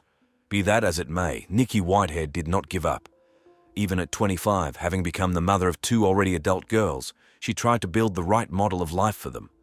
Yes, sometimes it was not easy for her, and the methods were sometimes too harsh, but the woman sincerely strove to give her daughters what she herself did not receive at their age. Having obtained custody of the children, Nikki immediately established clear rules. Right after school lessons, time for walks and entertainment was strictly limited. At night, no phones or other gadgets. Complete obedience and submission to the mother. For any offense, punishment, from confiscation of equipment to a ban on watching TV. For girls who had lived for years in the permissiveness of their grandmother's upbringing, this came as a real culture shock. At some point, Robert Head, Nikki's cohabitant, witnessed one of these quarrels, and then a completely different relationship developed between him and the girls. When the man was at home, they behaved restrainedly, even a little afraid of him. But as soon as Robert left for another trip on a long-distance truck, the sisters seemed to break loose. Conflicts with their mother literally happened every day. The woman desperately tried to cope with her rebellious daughters, but where they're in her hands, they openly laughed at her attempts to educate them, to set some kind of framework. This daily struggle drained Nikki morally and physically. She was torn between work and the constant need to rein in her disobedient girls. But even then, the thought occurred to me, was this pedagogy limited only to moral pressure and strict punishments? Perhaps in the heat of another conflict, it even came to assault. At least some family acquaintances hinted that sometimes quarrels moved into a dangerous phase. But what really happened there behind closed doors remained only to guess. It would seem that after so many conflicts and even police intervention, the situation should have somehow improved. But no, the quarrels between Nikki and her daughters only escalated. Once, after another call, my colleagues again came to the Whitehead house, and they found a familiar picture there. A frightened Nikki claimed that her daughters had attacked her with their fists as soon as the door closed behind the police. However, something didn't add up in this story. When the cops went upstairs to the sisters' room, they unanimously assured that it was their mother who attacked them, not the other way around. Only the girls' words sounded extremely unconvincing. Unlike Nikki, whose hands were covered with fresh scratches and bruises, there was not a single abrasion on Tasmia and Jasmia, and this led to certain reflections. In the end, the girls were taken to the police station that day, and later a trial was held over them. Having weighed all the circumstances, the servants of Themis came to the conclusion that it would be better for the daughters to return to the care of their grandmother, and they should be temporarily isolated from Nikki. It was thought that Della Frazier would be able to curb her unruly granddaughters. But no, even this indulgent woman could not handle the sisters who had completely gotten out of hand. They openly neglected her authority, did everything their own way, regardless of comments or requests. And with age, their behavior became more and more aggressive. The girls repeatedly came to the attention of the police due to minor offenses and clashes. At the same time, Della continued to desperately make excuses for them, despite the obviousness of the problem. The woman sincerely loved her granddaughters and justified them in everything. But child protection specialist understood. The elderly Mrs. Frazier no longer has the strength and ability to raise 2 teenagers with such deviations. Someone was needed who could take the girls under strict but fair control. And then all eyes again turned to Nikki Whitehead. Despite all the complexity of her relationship with her daughters, she remained their mother and great hopes were pinned on her. So at the beginning of 2010, when the sisters turned 16, another court session took place. Its verdict was as follows. The girls must return to their mother for 2 weeks, a kind of probationary period. There were rumors that during this time, the supervisory authorities repeatedly visited Nikki's house to make sure that everything was okay, and allegedly there were no changes. The girls remained just as disobedient and problematic. However, the guardianship specialist stubbornly turned a blind eye to this. They hoped that during these 2 weeks, the daughters would somehow come to an understanding with their mother, find a common language. But as it turned out, Tasmia and Jasmia themselves were extremely dissatisfied with this decision. They unanimously declared that they did not want to live under the same roof with Nikki, that they preferred to stay with their grandmother. It seemed that the prospect of spending at least a few weeks with their own mother caused them almost panic fear.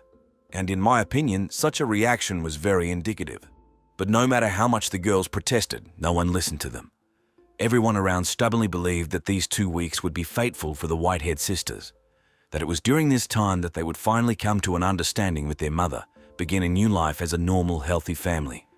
How could they have imagined then what a horrific surprise awaited them in the near future?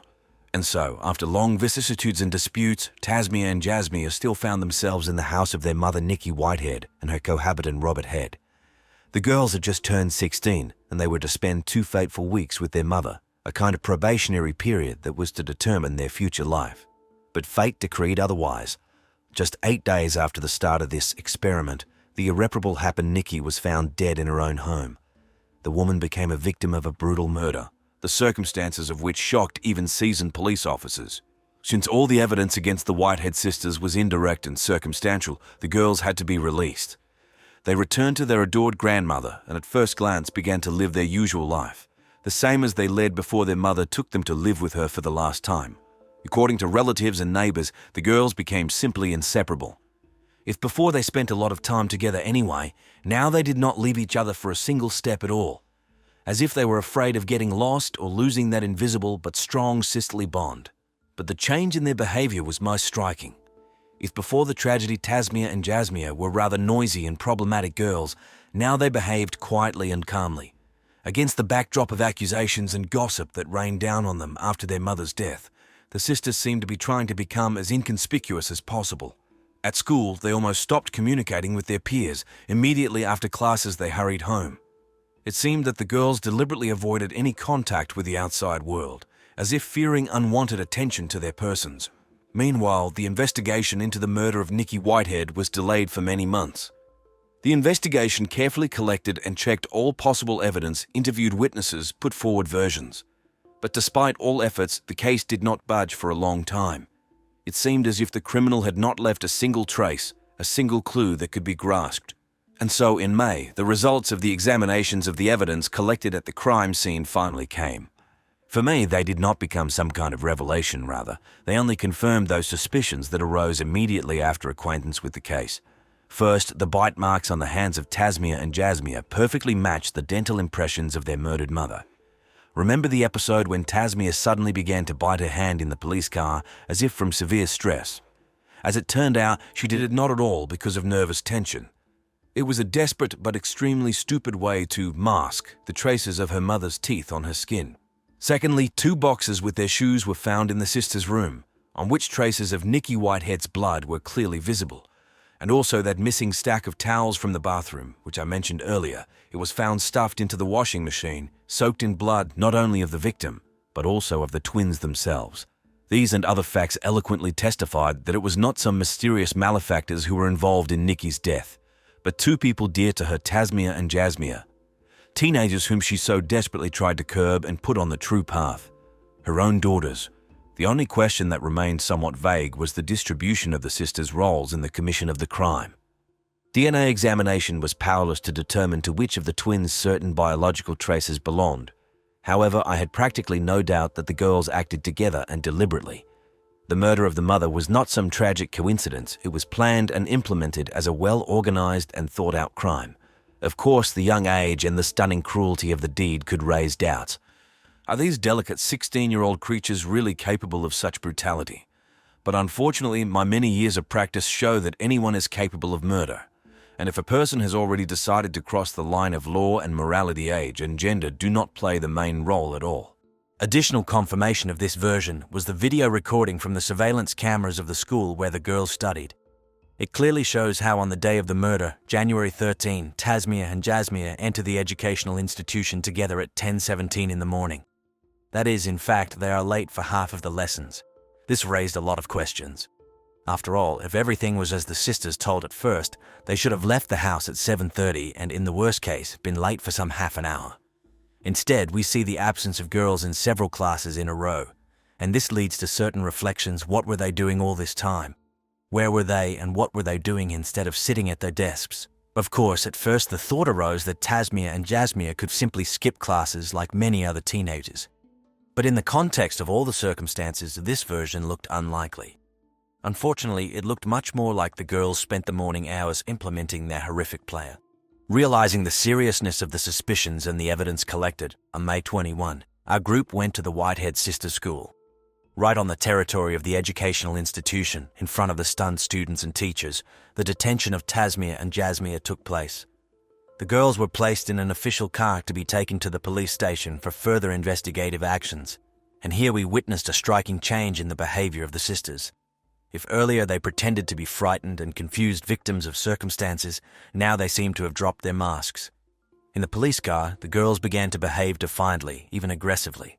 They unanimously declared their non-involvement in the crime, accusing the cops of deliberately appointing them guilty in order to close the high-profile case as soon as possible. Even being in the police station, in the interrogation room, the sisters stubbornly refused to admit their guilt. It seemed that neither the iron evidence nor the psychological pressure was able to break through this wall of defiant silence. Tasmia and Jasmia sat side by side, tightly pursing their lips and looking at one point. In their eyes, one could read not only fright, but also some strange determination like that of people who have already made a fateful decision. Looking back, I think it was at that moment that we all finally saw the true face of the Whitehead sisters. Not frightened children, not victims of circumstances, but two young individuals capable of a brutal and insidious crime. Cold-blooded, prudent murderers despite their 16 years. On July 12, after a thorough study of all the evidence and circumstances of the case, Tasmia and Jasmia were officially charged for the premeditated murder of their mother, Nikki. The girls were taken into custody before the trial. Without the right to bail, the charges against them were too serious. But the most interesting thing happened a little later. Realizing that the weight of evidence against them was irrefutable, the sisters suddenly decided to confess, and what they told during the next interrogation made even us, seasoned police officers, shudder. According to the girls, when their stepfather Robert was away, Nikki often drank. Moreover, she did it not like a normal person who wants to relax with a glass of wine, but abused it in a big way. Tasmia and Jasmia even suggested that sometimes their mother indulged in illegal substances, so inadequate was her behavior at such moments. With tears in their eyes, the sisters told how their drunken mother picked on them for any reason, provoked scandals out of the blue, and also that even when sober, Mickey was very cold and detached with them. The girls did not see any warmth or maternal love from her. Furthermore, on the eve of the tragedy, another drunken quarrel occurred. Nikki, pretty tipsy, began to yell at her daughters, calling them names. The scandal lasted almost until the morning, and only in the morning, tired, they all fell asleep. But they were not destined to rest. Just a few hours later, Nikki again burst into the girls' room and began to wake them up. They say it's time for school. At the same time, she carelessly poked them with a spoon and mumbled something about studying and responsibilities. And when the sisters went down to the kitchen to have breakfast, another conflict broke out over nothing. Then the sisters told quite terrible things about how they, unable to withstand the bullying, attacked their mother with a knife, how they dealt blow after blow until she fell dead, how they dragged the bloody body to the bathroom to somehow cover their tracks, how they washed the floor with towels but still could not remove all the blood. And after this horrific cleaning, the girls simply changed clothes, hid their shoes with traces of blood away, and, as if nothing had happened, went to school. When asked why they did not immediately tell the truth, the sisters did not give a clear answer. They only shrugged their shoulders and looked away. At the trial, Tasmia and Jasmia fully admitted their guilt. Without unnecessary emotions or attempts to justify themselves, they simply confirmed everything that they said during the interrogations. For the premeditated murder of their mother, the Whitehead sisters were sentenced to 30 years in prison. Their lawyer stated that such a sentence gives the girls hope for the future. They say, if they had not admitted guilt, the term could have been much tougher. Interestingly, even after being behind bars, the sisters managed to finish their schooling. Their grandmother, Della Frazier, was present even at the graduation. Despite all the horror of what her granddaughters did, the old woman continues to love and support them. An amazing woman, in my opinion. In 2017, Tasmia and Jasmia filed a petition for parole, but fortunately they were denied. If they do not receive more parole, they will be released only in 2044 when both will already be 47. I hope that during this time they will realize the full weight of their crime and repent. Although, to be honest, it's hard to believe in it. This is such a terrible and eerie story, friends. A story about how hatred and cruelty can poison even the closest people. About how important it is to notice the alarming signs in time and react to them. And that nothing in this world justifies such a brutal crime, not even teenage maximalism or difficult family relationships. This story is sure to provoke a skeptical smile from many, as it involves the bankruptcy of a financial company, millions of dollars in fraud, fake identities of one of Interpol's most wanted criminals, and yes, murder. On July 28, 1996, the fishing vessel Malcarry set out to sea from the port of Brixham in Devon on the southwest coast of the United Kingdom, with 2 fishermen on board. The first catch was disappointing, so they decided to sail another 6 miles to a spot where fishing boats rarely appear. An hour later, they began hauling in their catch, but along with the fish, they made another unpleasant discovery: a human body. The discovery of the body marked the beginning of an extraordinary investigation involving international inquiries, the involvement of Interpol, and a series of false identities assumed by the same individual. But at first, the Devon and Cornwall police believed they were dealing with a tragic, yet still accidental death. Given the high volume of boats passing through the channel, the police assumed that the man might have fallen from one of them, though there had been no reports of missing persons at the time. Surprisingly, the body was in remarkably good condition despite being in salt water. The man was dressed in a long-sleeved shirt, trousers, and brown shoes, with no identification documents on him. However, he was wearing a Rolex watch that displayed the time and date, July 22nd. The pockets of his trousers were turned inside out, as if someone had rummaged through them before the police. The examination of the body revealed several injuries, including a wound on the head. However, this didn't immediately raise suspicions, as the man had been brought to the surface during trawling, and the injuries could have been caused by the trawling equipment. The only distinctive feature on the man's body was a tattoo on the back of his right hand, which at first appeared to the police as a cluster of stars. However, the best clue to the man's identity came from his wristwatch. Detectives consulted with representatives from Rolex in London, who informed them that if the watch had ever been sent in for regular servicing, it might be possible to trace its origin. Rolex watches need regular checks by an authorized distributor or service center to maintain their accuracy and waterproof qualities. It was discovered that the watch had indeed been sent for servicing at a jewelry store in Yorkshire at the request of a man named Ronald Joseph Platt. Finally, the detectives were able to identify the man. They found his last known address. Ronald Platt had been living in a rented house in Chelmsford, Essex. When the local police contacted the landlord, he provided them with the phone number of the person Ronald Platt had listed as a personal reference when he moved in, a man named David Davis. Detective Sergeant Peter Redman of Essex Police recalls, "I called Mr. Davis, introduced myself, but refused to tell him the reason for my call because I didn't want to say that his friend might no longer be alive. But eventually, he forced me to admit it, and I had to tell him." It's hard to judge someone's reaction over the phone, but he didn't seem particularly shocked. He didn't start asking a lot of questions, as people usually do. David Davis agreed to meet with the police to answer their questions about Ronald. In reality, the police had few questions. They were confident that Ronald Platt had fallen overboard and drowned. It was an unfortunate accident. Only a few final formalities remained before the case could be closed. During the meeting, David Davis made a good impression on the detective. He seemed like a very pleasant person.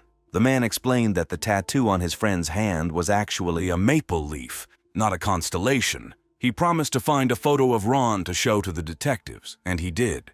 The case would have been closed at that point, but Detective Constable Ian Clenahan needed to speak with Mr. Davis again. However, Davis wasn't answering phone calls, so Clenahan asked a colleague in Essex to visit Mr. Davis's address and ask him to get in touch. Detective Sergeant Redman went to the given address. I had never been to that street before. The area looked quite rural, with only a few houses on the street. None of the houses had nameplates, so I went to the nearest house and knocked on the door. An elderly couple answered. I said I was looking for a particular address. They explained that I was mistaken and needed the house next door. Just to be sure, I asked if David Davis lived there, and they said, no, Mr. Platt does. The description of the man they knew as Ronald Platt matched exactly with the man known to the police as David Davis. We were talking about the same person. Detective Sergeant Redmond reported his findings to the Devon police.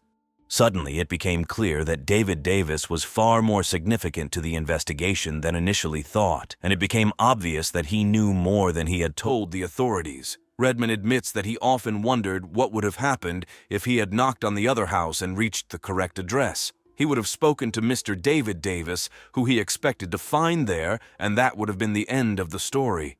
Instead, Redmond went back to talk to the neighbors about Davis and his family.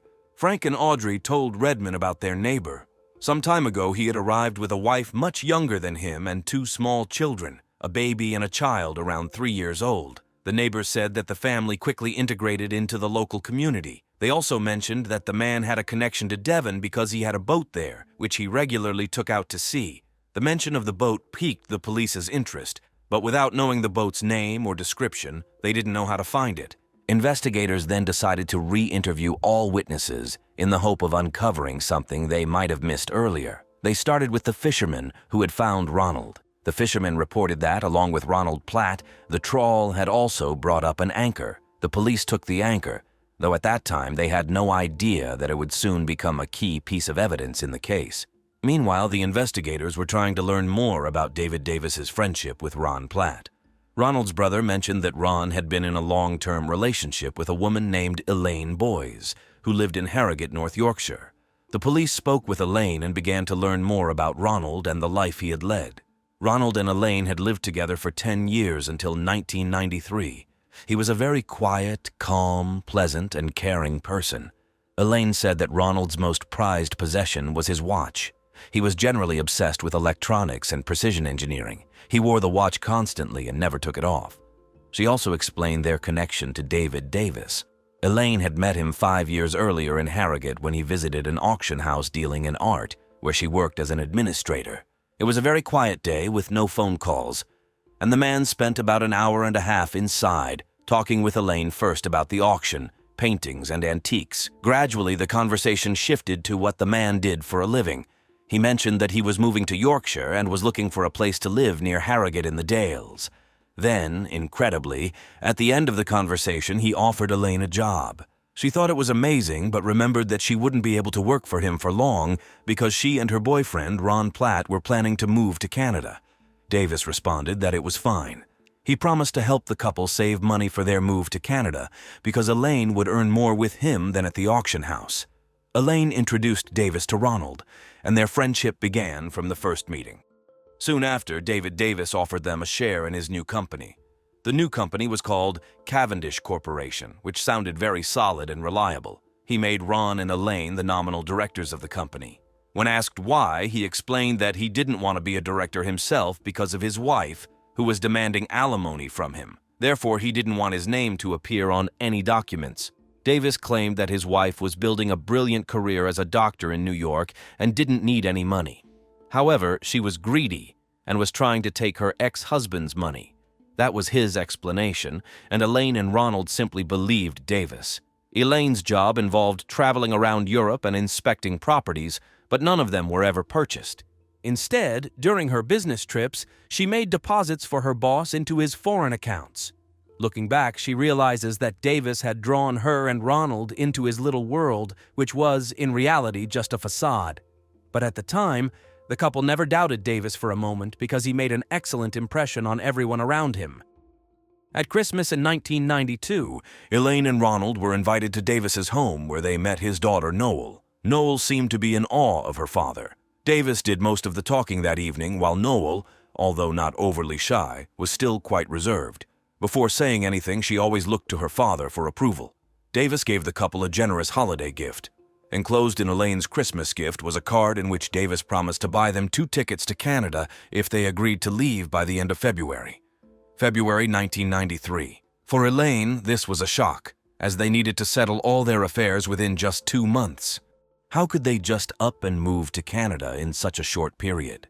But Ronald was thrilled with the offer because it was his dream. The couple did ask David Davis why they needed to leave so soon. He explained that they had always wanted to live in Canada, that it was a great opportunity, and he essentially convinced the couple to move. Moreover, he had a ready-made idea of how they could remain directors of his company. Davis explained that they could make rubber facsimile stamps with their signatures so that while the couple was in Canada, he could use these stamps to sign documents and checks. He added that he had always been the one managing the affairs, so the couple didn't find his proposal strange or suspicious. Ronald and Elaine left for Canada in February 1993, but life in the new country didn't go well. The couple struggled financially. Elaine couldn't work there, and Ronald initially had trouble finding a job. On top of that, it was the middle of winter, so they had a very tough time. After 5 months, Elaine returned home to be the maid of honor at her sister's wedding. Davis was also invited, but when he found out that Elaine didn't want to return to Canada, he clearly didn't like it. He started talking about how much he loved Ron, how he didn't want the couple to break up, and that everyone deserves a second chance. In short, he did everything he could to convince the woman to go back, but she was determined not to return to Canada. Just a few days after the wedding, Davis packed his things and left town. Elaine felt like her friend had cut her out of his life. He just left, leaving her only his mobile phone number but no address. What the woman couldn't possibly know was that from that moment, her friend started calling himself Ronald Platt and would continue to do so for the next 3 years. Elaine barely communicated with him or her ex-boyfriend, the real Ronald Platt. During this time, she learned that Ronald had returned to the UK, but she, of course, had no idea about the fisherman's discovery in July 1996. And when she last spoke to Davis, 3 months after the police investigation began, he didn't even mention it. At the end of the phone conversation, the woman herself asked if he had heard anything about Ron, to which Davis replied that he hadn't spoken to him since June because Ron had gone to France. It was only after speaking with the police that Elaine realized Davis had lied to her. The detectives told the woman they had spoken to Davis, but he hadn't been able to help them. She asked when this conversation took place, and it turned out it was several weeks ago, which made Elaine suspicious. She immediately thought something was wrong. The Davis she had spoken to recently hadn't told her that Ronald was no longer alive. Elaine suspected that Davis might be involved in what happened to Ron, so when he called her next, she was scared. She didn't know what to say, whether to tell him that she knew about Ron, but she decided that honesty was the best policy and told him. At that moment, his voice suddenly changed.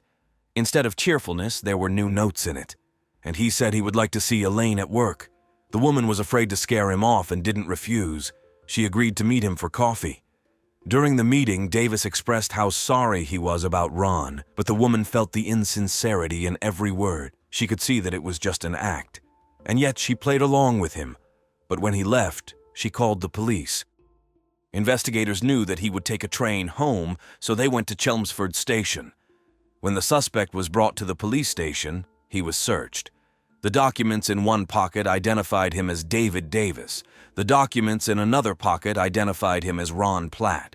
Now the police had evidence that he had been using Ron's identity, but that was not enough to charge him with murder. Detective Sergeant Redman from Essex Police went to Davis's home to arrest the woman believed to be his wife. She didn't seem particularly shocked.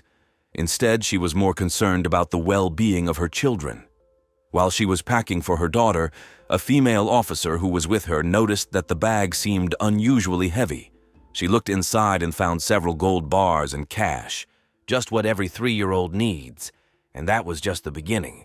The police found $25,000 in cash, 8,000 Swiss francs, 17 gold bars, and paintings worth $6,000. At that point, the police had no idea what they were dealing with, so they confiscated documents, paintings, and valuables. During the house search, the police also found photographs of Davis's yacht, the Lady Jane, but they still didn't know where to find the yacht itself. However, by a stroke of luck, one of the officers working on the case happened to be a sailor. He mentioned that he had seen the Lady Jane in dry dock and explained where to find it. The yacht was brought in for forensic examination. On a pillow in the cabin, they found hair and blood, as well as an empty bag from a store called Sport Nautique. Fortunately for the police, Ron Platt's fingerprints were found on the bag, and one of the officers working on the case happened to be a sailor. He mentioned that he had seen the Lady Jane in dry dock and explained where to find it. The yacht was brought in for forensic examination. On a pillow in the cabin, they found hair and blood, as well as an empty bag from a store called Sport Nautique. Fortunately for the police, Ron Platt's fingerprints were found on the bag, and they discovered a receipt from the store during the search of Davis's house. Investigators questioned the staff at Sport Nautique, who were able to recall that 2 men had visited the store that day and purchased various items, including an anchor. But the anchor they bought did not match the Lady Jane. Moreover, the yacht already had its own anchor. However, the one they bought was identical to the one the fisherman had pulled out of the water along with Ron. When the pathologist saw it, he realized its significance to the investigation. The shape of the anchor exactly matched the wounds on Ron. Interestingly, there was also a distinct bend in Ron's belt, likely from where the weapon had been attached. Upon examining it, the forensic experts found traces of zinc, consistent with the coating on the anchor. The evidence against Davis was mounting, but it still wasn't enough to bring the case to trial. Believing that the man was an American, they sent his fingerprints to Interpol. This turned out to be a breakthrough in the investigation. Within hours, the detectives learned that the man in custody was neither Ron Platt nor David Davis. His real name was Albert Johnson Walker. He was a fugitive from Canada, suspected of embezzling millions of dollars, and he was on Interpol's most wanted list. The police began unraveling the web of lies spun by Albert Walker. Albert Johnson Walker from Hamilton, Ontario, seemed to be living the perfect life. A married man and father of 4, he had started a small accounting firm that grew into a large financial company with 6 branches and 24 employees. However, it appears that this wasn't enough for Albert, because it soon became evident that he had defrauded 30 clients out of $3.2 million. Most of his clients were farmers, and he invested their funds in a company they had no access to, located in the Cayman Islands. But his business began to crumble in the mid-1980s when he decided to invest his clients' money in real estate and stocks, losing funds in both. As Christmas 1990 approached, facing 18 counts of fraud, money laundering, and theft, he took $3.2 million, his 15-year-old daughter Sheena, and fled to London. The police knew he had gone to Britain, but after that, his trail went cold. This was because Walker had assumed a new identity, that of wealthy American businessman David Wallace Davis. He likely initially used the Davis name simply to escape Canada and settle in Britain. But when that identity had run its course, he needed something new. Walker didn't have the necessary documents to get a job, so he seized the opportunity to start a business with another Canadian he had recently met, a TV repairman named Ronald Platt. Ron often spoke to Walker about his beloved homeland, Canada, and expressed his desire to return there. Ronald missed Canada so much that he even got a tattoo of a maple leaf on his right hand. Seeing an opportunity, Walker offered to pay for one-way tickets so that Platt and his girlfriend Elaine could move to Canada on the condition that they leave behind their signature stamps, so Walker could continue running the business. As we know, Platt accepted this offer. As soon as Ron was in Canada, Walker, now Davis, used Platt's documents and signature to assume the identity of his departed friend, while his daughter suddenly became his wife, who soon gave birth to 2 girls, Emily and Lily. Neighbors said that when the truth came out, they couldn't believe it. Of course, they had noticed the age difference, but otherwise, the neighbors seemed like a perfectly ordinary married couple. Walker had probably thought that by sending his friend to Canada, he could continue using his identity for the rest of his life. But that was not the case. Now, 2 Ronald Platts with the same documents and birth date were living in close proximity. Clearly, this was a threat to Walker's freedom. The fugitive from Canada had something to hide, something to lose, and a motive to kill Ron. Walker invited Ron onto his yacht, perhaps to go fishing, though, of course, with much darker intentions. Walker took the life of a friend who had trusted him completely, throwing him into the water. In June 1998, Albert Walker stood trial for the murder of Ronald Platt. He was confident. No one had witnessed the crime. No one could say how, when, or where it had occurred. However, the Rolex watch, which initially helped identify Ron, now provided crucial clues for determining the time of the crime. Even after being submerged underwater for a week, Platt's watch still held some of its secrets. The watch was waterproof and self-winding, but underwater and without movement, it stopped after approximately 48 hours. Since the watch stopped on the 22nd, the police determined that it had entered the ocean around July 20th or 21st. The GPS tracker on the yacht provided the remaining evidence. When Walker was arrested, Sheena returned to Canada with the children. 2 years later, she came to the trial. She stated that she did not know Mr. Platt had been in Devon before the crime, meaning her father had hidden from her the fact that the family friend had returned to Britain. She revealed that during that time, she, the children, and Albert Walker were also living in a cottage in Devon, not Essex. On the 8th day of the trial, Walker himself took the stand. He appeared confident, relaxed, and charming with the judge. He admitted that Ron could have been murdered, but insisted that he wasn't the one who did it. Walker explained that Ron's hair and blood could have ended up on the yacht's pillow because Ron had hit his head, but he had nothing to do with what happened afterward. The man lied convincingly and, out of habit, expected the crime would go unpunished. But for the first time in his life, Albert Walker failed to convince his listeners. It took the jury 2 hours to find him guilty. Walker was sentenced to life imprisonment. In February 2005, the convict was returned to Canada, where he would spend the remainder of his years in prison. He never showed any remorse for what he had done to Ronald Platt. Albert Walker nearly got away with this crime. The chances of the body being pulled from the water within 7 days in an area where fishermen rarely appeared were incredibly slim. If it weren't for the Rolex watch with its unique serial number on Ronald Platt's wrist, if it weren't for the anchor that the fishermen found with the body, if it weren't for the fact that an officer knocked on the wrong door and discovered that Albert Walker had assumed someone else's identity, the police might have simply closed the case, declaring that they had found Mr. Platt, and that would have been the end of the story. In 1988, on one of the quiet streets of Philadelphia, 4-year-old Barbara Jean Horn lived with her family. The family had moved into this lovely home the previous summer. Barbara's mother and stepfather, Sharon and John Fahey, had been together for 5 years, starting their relationship when Sharon was already expecting. So, even though John wasn't Barbara's biological father, in every other way, he considered her his daughter, and she saw him as her dad. He loved the little girl very much, who was a wonderful, modest, and obedient child.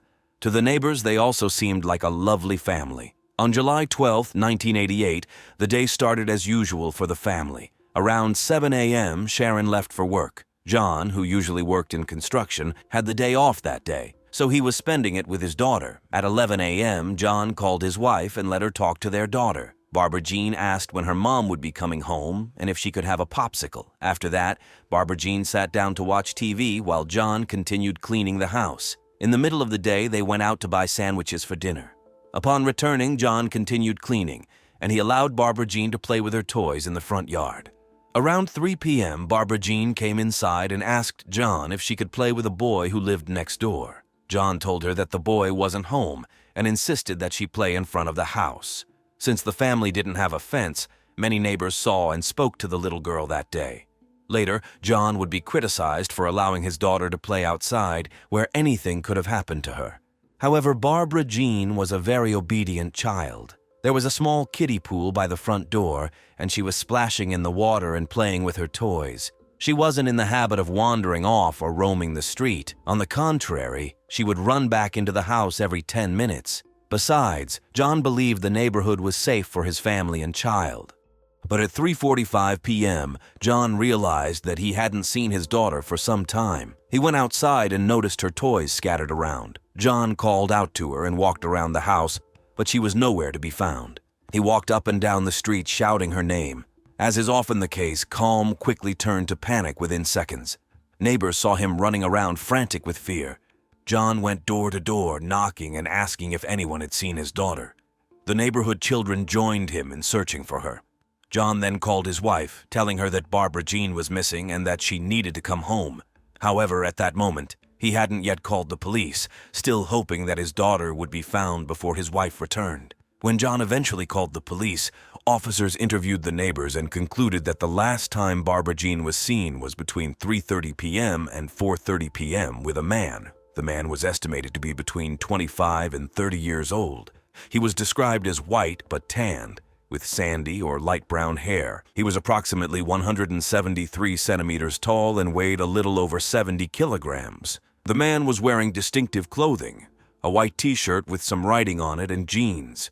Witnesses who saw the man with the girl said they were walking in the direction of the shopping district. Later, at least 3 people reported seeing a similarly dressed man, but this time he wasn't with a little girl. He was carrying a large TV box.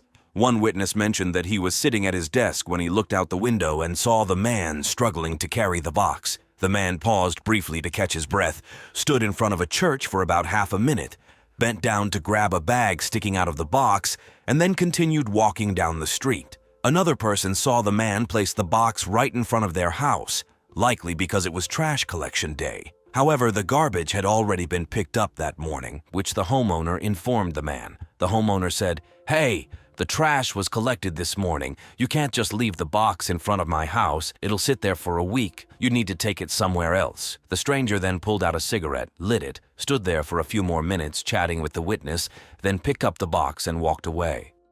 Why does this box even matter? Because it was in this box that Barbara Jean was found. A woman living 2 blocks away from the Fahy family noticed the box sitting outside a house through her window and asked her husband to check what was inside. The poor man would never forget what he saw. Inside the box, partially covered by a trash bag and curled up in a fetal position, was the partially clothed body of a child. The girl was still wearing the same shorts she had on when she disappeared, but her top was missing. The man didn't know at that moment that it was Barbara Jean.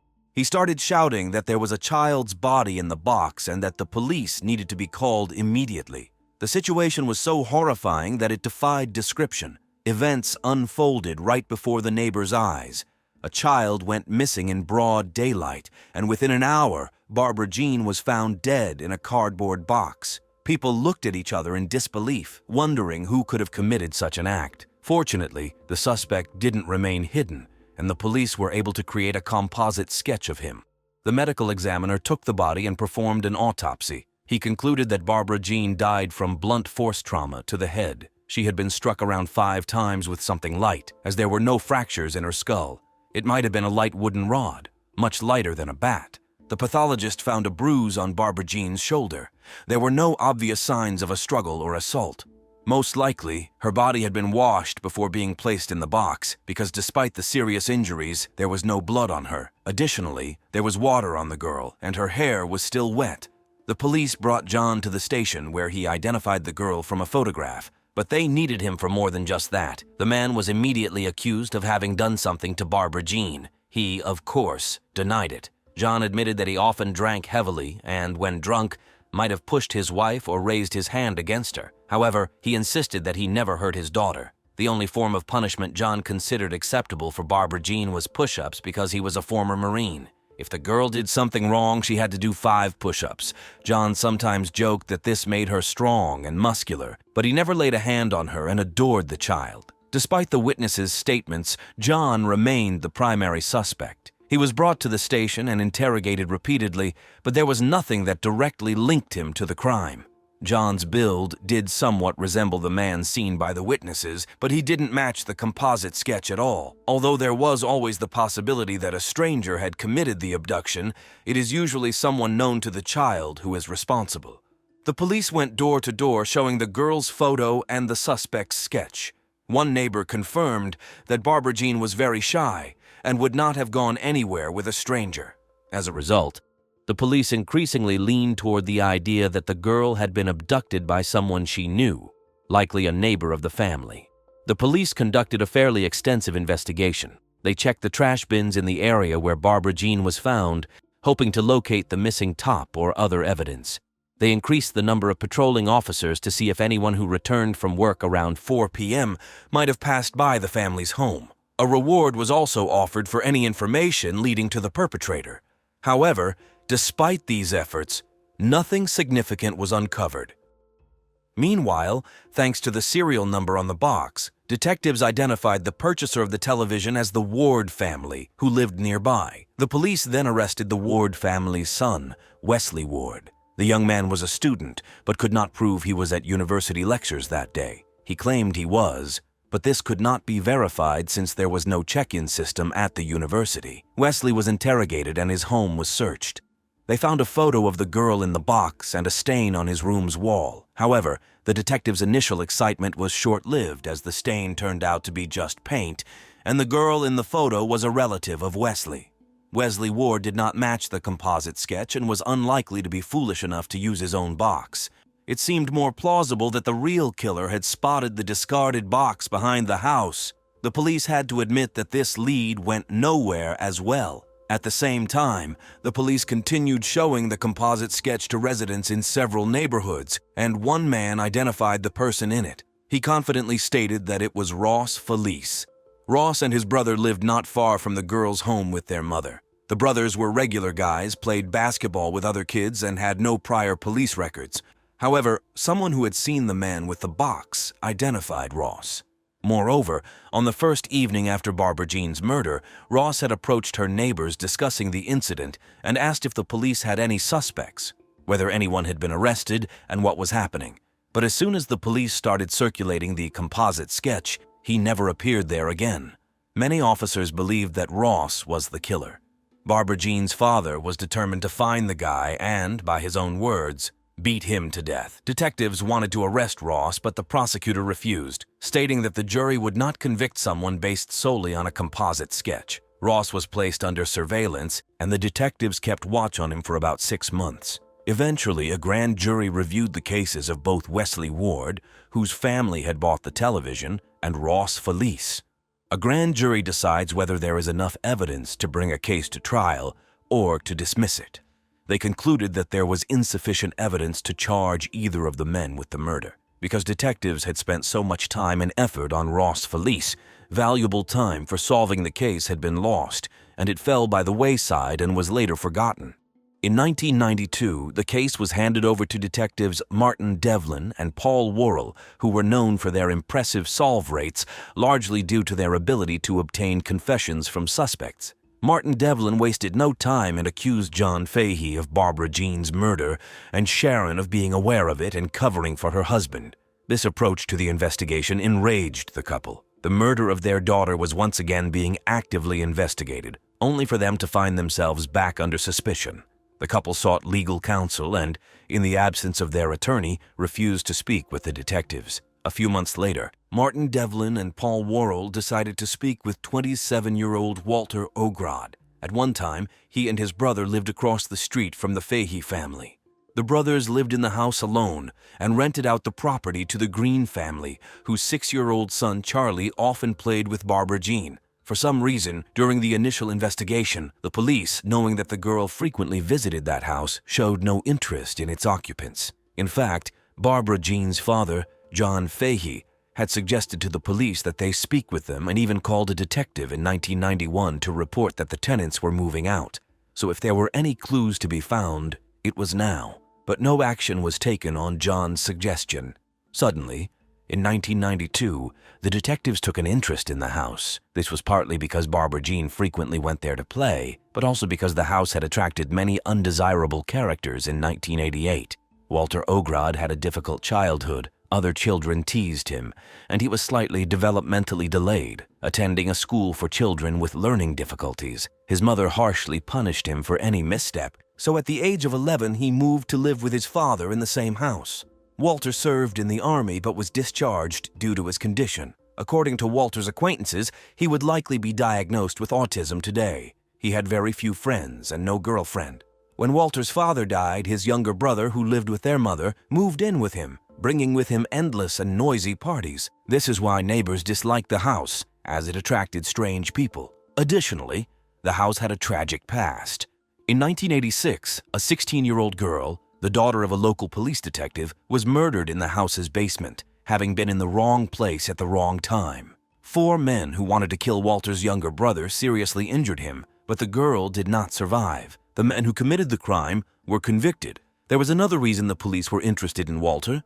There were rumors that his tenant had accused him of inappropriate behavior with his 6-year-old son Charlie just 2 months after Barbara Jean's murder. This was likely a misunderstanding caused by the high level of tension and suspicion among neighbors at the time. From one perspective, it seemed like a promising lead. On the other hand, everyone who knew Walter claimed that he was always polite, never had conflicts, was non-aggressive, had no police records unlike other members of his family, and was generally described as a gentle giant who loved walking his dog. Walter did not match the description or the sketch provided by witnesses. He was much taller and larger, and no one would mistake his imposing stature. Nevertheless, the detectives decided to speak with Walter. Detectives Devlin and Worrell asked him to contact them, supposedly to clarify some details. This is a common police tactic. To avoid alarming a suspect, they pretend that the person is merely a witness. Walter did not think to bring a lawyer with him to the station, despite a friend's strong recommendation to do so. Walter brushed off the advice, believing he had nothing to hide. Initially, he thought the detectives wanted to discuss the girl who was killed in the basement of his house, not Barbara Jean. So after working an 18-hour shift as a truck driver, he went to the station, confident the conversation would last no more than 30 minutes. How wrong he was. Detective Martin Devlin started by asking if Barbara Jean had come to visit Charlie that day. Walter confirmed she had, but he told her that the boy wasn't home. However, the detective latched onto this answer and began pressing Walter, claiming that when the girl came to his house, Walter did something to her. It had been 4 years.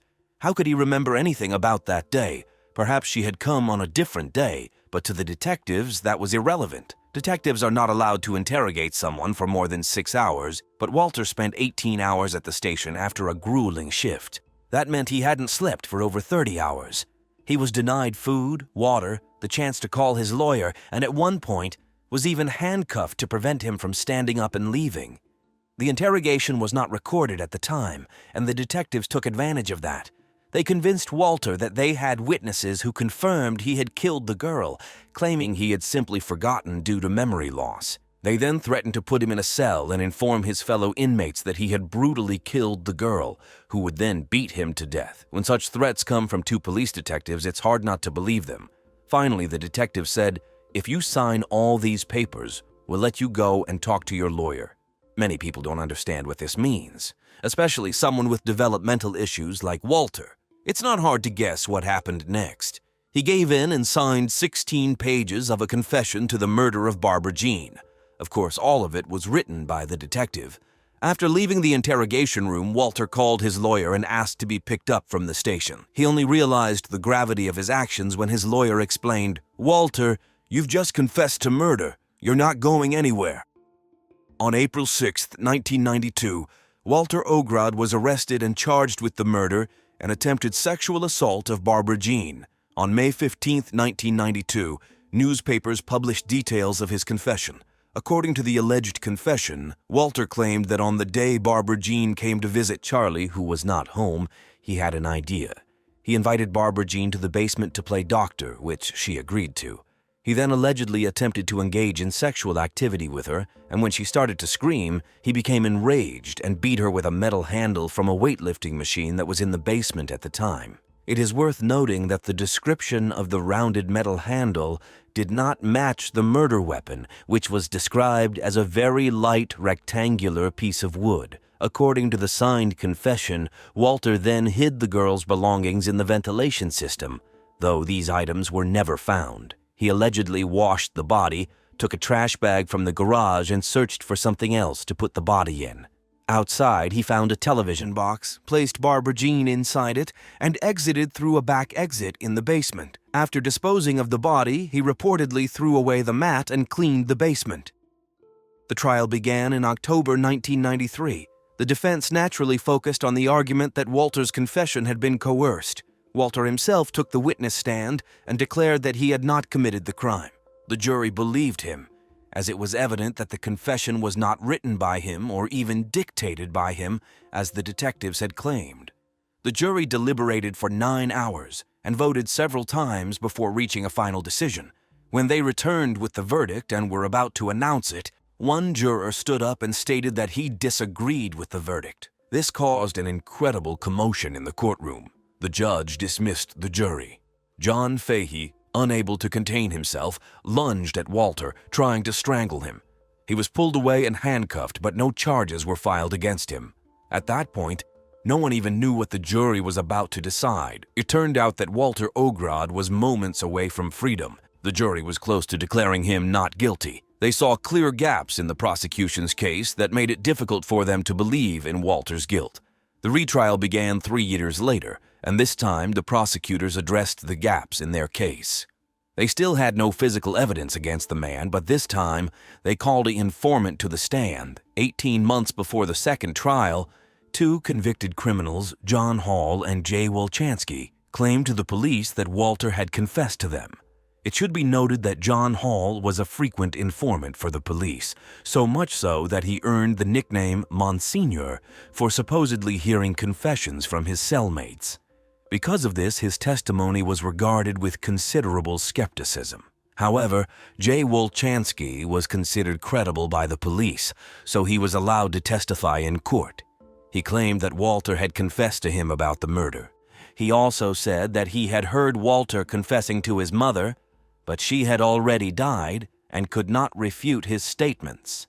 When asked why Walter would want to kill Barbara Jean, the informant said that Walter wanted to frame the girl's father so that Walter could comfort Sharon and gradually become her lover.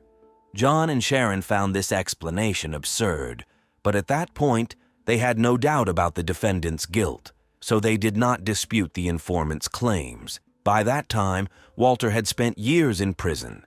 He had no money and was represented by a court-appointed attorney. For some reason, the defense attorney decided that it would be better for Walter not to testify this time. This was a strange decision because, during the first trial, Walter's testimony had clearly benefited him, as the jury had seen what kind of person he was and how he spoke. This gave the prosecutor the opportunity to argue that by refusing to take the stand and personally assure the jury of his innocence, Walter had essentially admitted his guilt.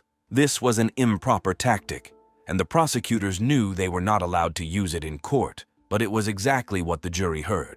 Overall, the attorney did a poor job defending Walter. He failed to challenge the murder weapon, did not address the lack of evidence, the discrepancies with the composite sketch, and even neglected to mention that Walter did not smoke, although witnesses said the killer of Barbara Jean did. Moreover, witnesses had seen the abductor and the girl walking down the street, whereas according to Walter's signed confession, Barbara Jean had come to his home. The attorney also forgot that Walter's mother, when she was alive, had always maintained that her son was innocent, that the detectives had lied and coerced him during the interrogation, and that this was reflected in their correspondence. Instead, the attorney tried to show why another suspect was more likely to be the culprit. This was insufficient.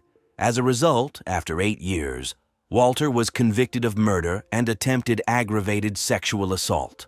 The jury found him guilty and sentenced him to death. A man who was just 1 vote away from freedom was condemned to death.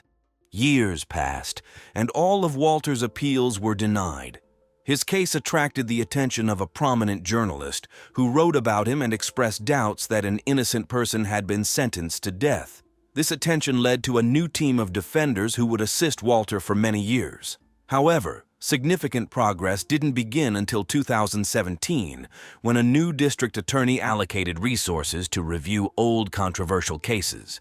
They discovered that John Hall and Jay Wolchansky had both died in 2004. To their astonishment, before his death, John Hall decided to confess his sins. He revealed that Walter had never confessed anything to him. They hadn't even communicated in prison. Hall admitted that he had a habit of inserting himself into cases with little evidence and pretending that the inmate had confessed to him. His wife had helped with this work by buying newspapers with information about the case and conducting investigations. However, in Walter's case, she found nothing.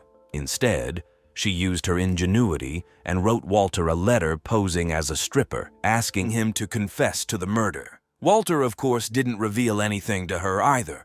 Nevertheless, John Hall decided that the existing information was sufficient. However, Monsignor was too well known to testify again. Therefore, he persuaded Jay Wolchansky to testify in court, In exchange, both Jay Wolchansky and John Hall had their sentences reduced, although the prosecutor lied in court, claiming that Jay Wolchansky received nothing for his testimony. Given that Jay Wolchansky's testimony was false, the only evidence against Walter remained his confession. However, more and more evidence of his innocence began to emerge.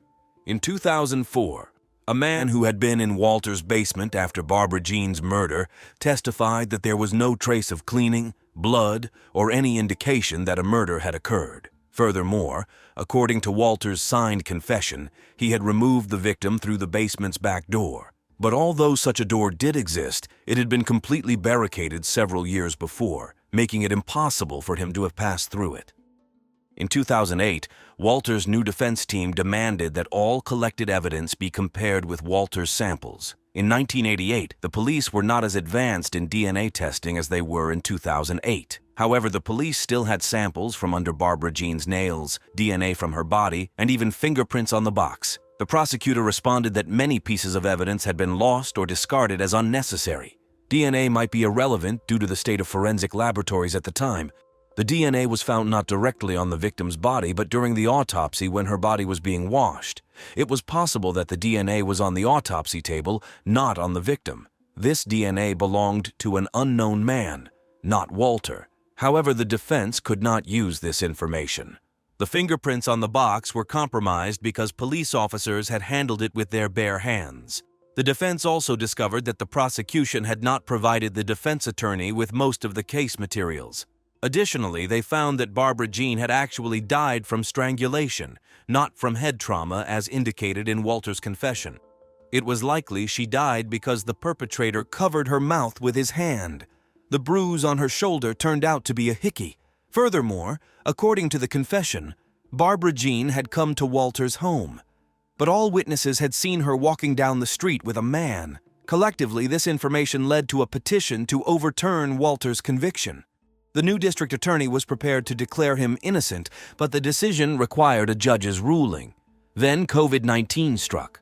All hearings were postponed, and Walter's case was among them. For some reason, the release of an innocent person sentenced to death was not a priority. Walter fell ill and was isolated in his cell, forced to battle severe symptoms alone. He recalls that every breath was laborious, as if he was breathing through a wet sponge. By some miracle, he survived. Walter Ogrod was finally exonerated and released in 2020. An innocent man had spent 28 years, 1 month, and 29 days in prison, including 23 years and 7 months awaiting execution. His health had deteriorated, he walked with a severe limp, and he was unable to work. Naturally, he filed a lawsuit. Walter agreed to a settlement and received $9.1 million. $9 million for nearly 30 years of life and ruined health. As for another victim in this case, little Barbara Jean, her murder remains unsolved, despite the case being officially reopened. Walter's defenders, having conducted their own investigation, point to at least 2 other suspects. For instance, around the same time that Barbara Jean was murdered, 10-year-old Heather Coffin was raped and killed about 1.5 miles from Barbara Jean's home. The suspect was 22-year-old Raymond Sheehan. A witness in Barbara Jean's case had picked him out from a lineup as someone who likely carried a TV box. However, there was no evidence linking him to either case. Only 15 years later, in 2003, when Walter's death sentence was confirmed, DNA from Heather's body linked Raymond to her murder. He was arrested and sentenced to life imprisonment. Given the striking similarities between the cases and their close proximity, it would have been logical to compare his DNA with the sample found on Barbara Jean. But this was never done. As one of the other potential suspects has already died, it will become increasingly difficult with each passing year to bring the true killer to justice if they are ever identified. It's possible that Barbara Jean's murder never had a chance of being solved. There are cases where, despite sincere efforts by the police, the killer remains at large. But once Detectives Devlin and Worrell took over the investigation, they destroyed and nullified all the work done by their colleagues, turning the investigation into a farce. The detectives had a theory about what happened even before speaking with Walter. They used this information to feed him a story and walked out of the interrogation room with a dramatic effect. Of course, Walter's case was not the only one in which the detectives had a hand. Martin Devlin was also accused of obtaining a false confession against Anthony Wright in 1991, who allegedly raped and murdered a 77-year-old woman. Anthony Wright was exonerated in 2016. Another person, Willie Vesey, who spent 27 years in prison due to the same detectives, was convicted in 1993 and automatically sentenced to life for second-degree murder. Willie was released in 2019. Thanks to a new district attorney who took on the task of reviewing old cases, several prisoners, including Walter Ogrod, walked out of the courtroom as innocent as they had entered it. On Tuesday, April 22, 1986, Sharon Schultz was eagerly awaiting the return of her younger sister Robin from school. It was Sharon's 26th birthday, and the sisters had planned to spend some fun time together having lunch and shopping. Robin was supposed to come home on the school bus at 3:15 p.m., no later than 3:30 p.m., but she still hadn't arrived. At 3:30 p.m., Sharon answered a call from one of Robin's school friends, 15-year-old Warren Paxton Brown, whom everyone called Paxton. He briefly asked if Robin was home, and Sharon replied that her sister hadn't returned yet.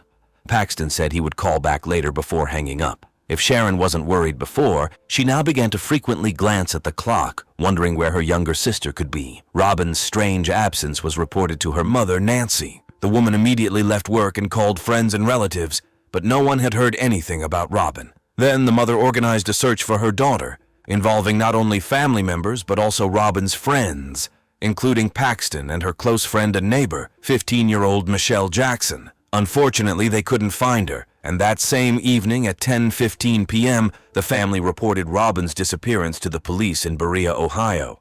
On Wednesday, April 23rd at 3:35 p.m., a fisherman who decided to fish in a river 8 kilometers from Robin's home came upon a horrifying scene. He found the body of a very young girl lying face down in the water, covered only by a green sheet.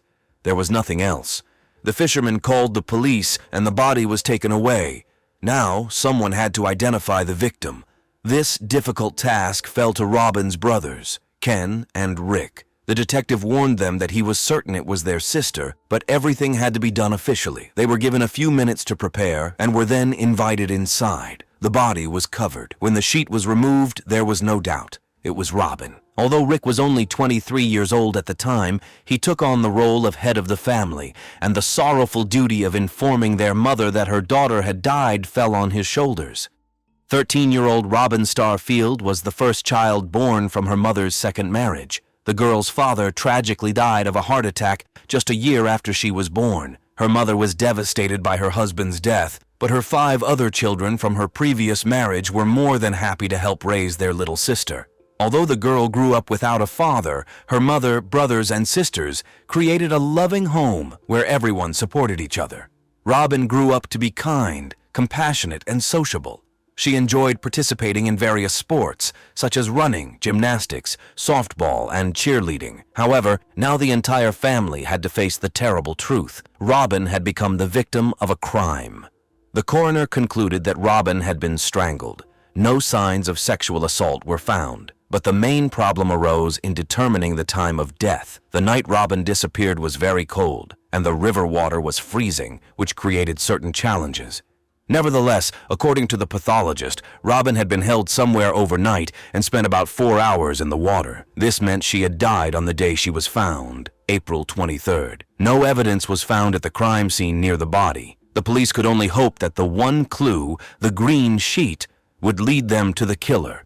Initially, they believed it was a hotel sheet, which meant the crime had taken place there. However, after visiting local hotels, they found that none of them had similar bed linen. Meanwhile, the police found a witness who believed they had seen the girl on her bicycle with 17-year-old Frank Zelenka around 4 p.m. on the day she disappeared. Rumors were circulating that the two young people had feelings for each other. Gossipers speculated that Frank might know something about the murder. Furthermore, a week before the tragedy, Robin's concerned friend Paxton had called her family, warning them to keep Robin away from Frank. He was worried that Frank might harm her. It's unclear what actions the family took in response to this warning, but after her body was found, suspicion immediately fell on Frank. However, he had an alibi. At the same time, the police quickly discovered why Robin hadn't gotten off the school bus near her home as usual. Other students revealed that she had exited the bus 1 block before her house. Moreover, she wasn't alone. With her were 14-year-old Jimmy Martin and Paxton. The three friends briefly stopped by Paxton's house to listen to music, but Jimmy left after just 15 minutes, and shortly after, Robin left as well. When she stepped out the door, she was crying. This was reported by Charlene and Winifred Murphy, Paxton's aunt and grandmother, who were at the house at the time. Since Paxton was one of the last people to see Robin alive, investigators spoke with him. The young man openly admitted that he and Robin were more than just friends. They had been dating for 3 months. They usually went home together on the school bus, but on the day Robin disappeared, she suddenly had the idea to get off the bus early so her mother wouldn't see them together. Apparently, Paxton wasn't well liked by Robin's family because he was older than her, so the two had to keep their relationship a secret. After hearing Paxton's explanation, the detectives wondered why he hadn't mentioned Jimmy or the fact that there were 3 of them together that day. When asked directly about this, he calmly confirmed that his friend had indeed come to his house, but left after his grandmother and aunt returned. He added that Jimmy had stopped by again around 5 p.m. Paxton continued his account, confessing that he and Robin had decided they no longer wanted to continue their relationship. The conversation had been emotional, so much so that Robin was crying when she ran out of his house. Paxton waited 10 minutes before calling Robin's home. That's when Robin's sister Sharon told him that Robin hadn't returned yet. Paxton made a few more calls, but no one had seen Robin. Finally, around 9:30 p.m., he visited her friend Michelle, and together they went to ask Frank Zelenka if he knew where Robin was. He hadn't seen her either. Michelle and Paxton continued searching for their friend, but to no avail. Detectives also spoke with Jimmy, who confirmed that on the day of Robin's disappearance, April 22nd, he had gone to Paxton's house with Robin, then left and didn't see his friends again. Just to be sure, the officers checked the alibis of both boys and found out that on the morning of April 23rd, the day of the murder, they were in school, which their classmates and teachers could confirm. The investigators couldn't shake the feeling that no one was telling the whole truth in this case, and this suspicion only grew stronger when they learned about another potential suspect, 15-year-old Michelle, Robin's close friend and neighbor. Robin's family noticed that Michelle didn't show much emotion upon hearing about her friend's death. They believed that Michelle never really liked their daughter and was jealous of the feelings that had developed between Robin and Frank.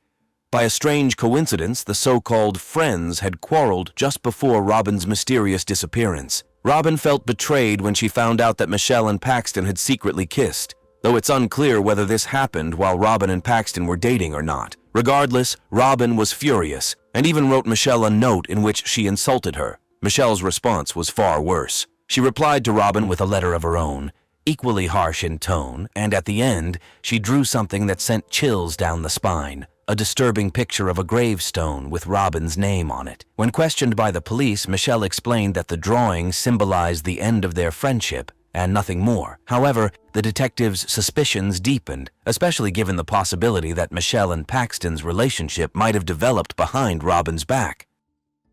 Regarding Robin's belongings, on the morning of Wednesday, April 23rd, before her body was found, Paxton called the girl's family and said that he had found her bag at his house. He offered to bring it over, but Robin's sister Sharon volunteered to pick it up herself. As she was walking down the street, a car pulled up beside her. Inside were Paxton, Michelle, and another friend. Paxton handed Sharon the bag and explained that actually his aunt, Charlene, had found it on his bed. Sharon decided to press him for more information and advised him to confess if he knew anything else, warning him that he might have to take a polygraph test. Paxton, however, shocked her even more by casually stating that such tests were nothing new to him and that he had already taken a lie detector test 3 times. This strange response shifted Sharon's suspicions abruptly from Michelle to Paxton. Sharon couldn't have known at the time, but 15-year-old Paxton had a very troubled past. He was a problematic child who had been expelled from school multiple times. Paxton and his friends were bullies, often targeting younger kids and even engaging in arson. He wasn't afraid to resort to violence even against his own mother, which made his family fearful of him, especially his 29-year-old Aunt Charlene. Rumor had it that in order to avoid angering her nephew, Charlene would buy alcohol for him and his friends. After failing all his exams once again, Paxton's situation started to deteriorate rapidly. It was at this point that the kind and compassionate Robin stepped in. She was aware of his wild tendencies and hoped to bring some stability to his life by offering to help him with his schoolwork. Almost immediately, Robin's family and friends noticed a change in Paxton's behavior, and for the first time, his life seemed to be improving. After taking the bag from Paxton, Sharon continued to his house, hoping to speak with Charlene. Sharon asked her where she had found the bag, and initially, Paxton's aunt said she had found it on the street. She quickly corrected herself, saying it was actually at the house. Sharon then inquired when Charlene had last seen her sister. Charlene claimed that Robin had never entered the house and had only talked to Paxton outside. However, she soon revised her statement again, adding that Robin had been in the house for only a few minutes. No, 25 minutes. After such a conversation, Sharon left with even more questions than she had arrived with. She hurried to tell her brother Rick everything. Rick, accompanied by two friends, found Paxton on the street. Paxton attempted to avoid them, but Rick caught up with him, grabbed him by the collar, and demanded that he tell everything. Rick shouted, "It's time for you to start talking. You need to tell me everything. It's in your best interest for us to find her and for her to be alive." Paxton looked at him with a cold, vacant stare and asked, "Alive?" Rick, enraged, lunged at Paxton with his fists, and his friends barely managed to pull him off. Rick was convinced that the young man was involved in his sister's disappearance, and when her body was found, his suspicions were only reinforced. However, he couldn't do anything about it because Paxton had a solid alibi. On the third day of the investigation, the police had nothing new except for Robin's body wrapped in a green sheet. Suddenly, they received a call they had been waiting for. A man in a neighboring town had attempted to abduct a teenager and was successfully apprehended. Why did they think there might be a connection? Because the man had tried to kidnap a 14-year-old blonde girl who looked very much like Robin. The investigators rushed to the local jail. The man claimed he had recently moved to the area and had never been to Berea. Finally, the detectives were fed up with dealing with this suspect. One of them showed him a photo of Robin and threatened him with prison, even with execution for her murder. The man remained adamant. He had nothing to do with it. He hadn't even been close to the city, and several colleagues confirmed that he had been at work during the hours before and after her disappearance. He could not be their killer. This turned out to be yet another dead end. It seemed that all the suspects in the case had solid alibis. Reviewing the witness statements, detectives noticed a detail they had initially missed. Paxton claimed that Jimmy left his house a little earlier than Robin and then returned around 5 p.m. However, according to Jimmy, he hadn't seen his friends again that day. Deciding to re-interview Jimmy, the detectives learned from his father that the son had been out of sorts in recent days, clearly troubled by something. The detectives suspected he knew more than he was letting on, and they were right. When Jimmy finally revealed what he had witnessed, the case took a dramatic turn. The young man confessed that on Sunday, April 20th, 2 days before Robin's disappearance, Paxton had told him that he intended to mess with and kill Robin because, in his view, she had used him. He asked Jimmy to help him. Since Jimmy didn't believe that Paxton was serious, he reluctantly agreed. Little did he know that Paxton had already made a dreadful decision. If he couldn't be with Robin, then he would make sure that no one could. Furthermore, the young man had mentioned the planned crime to his aunt, Charlene, who had only laughed it off. Charlene refused to believe the shocking claim, having no idea what state of mind her nephew was in. Had people looked more closely, they would have realized the extent of his malevolence, but that realization came only when it was too late.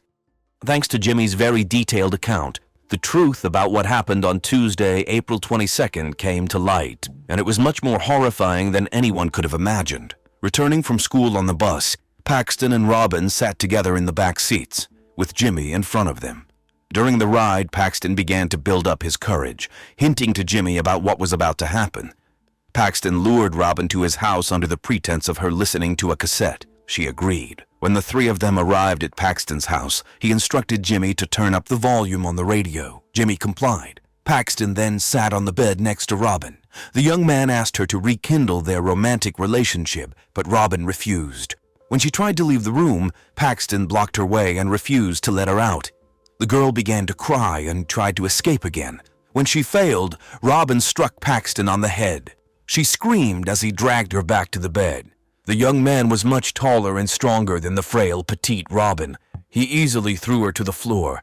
Holding one hand on her throat and the other over her mouth, he asked Jimmy for help.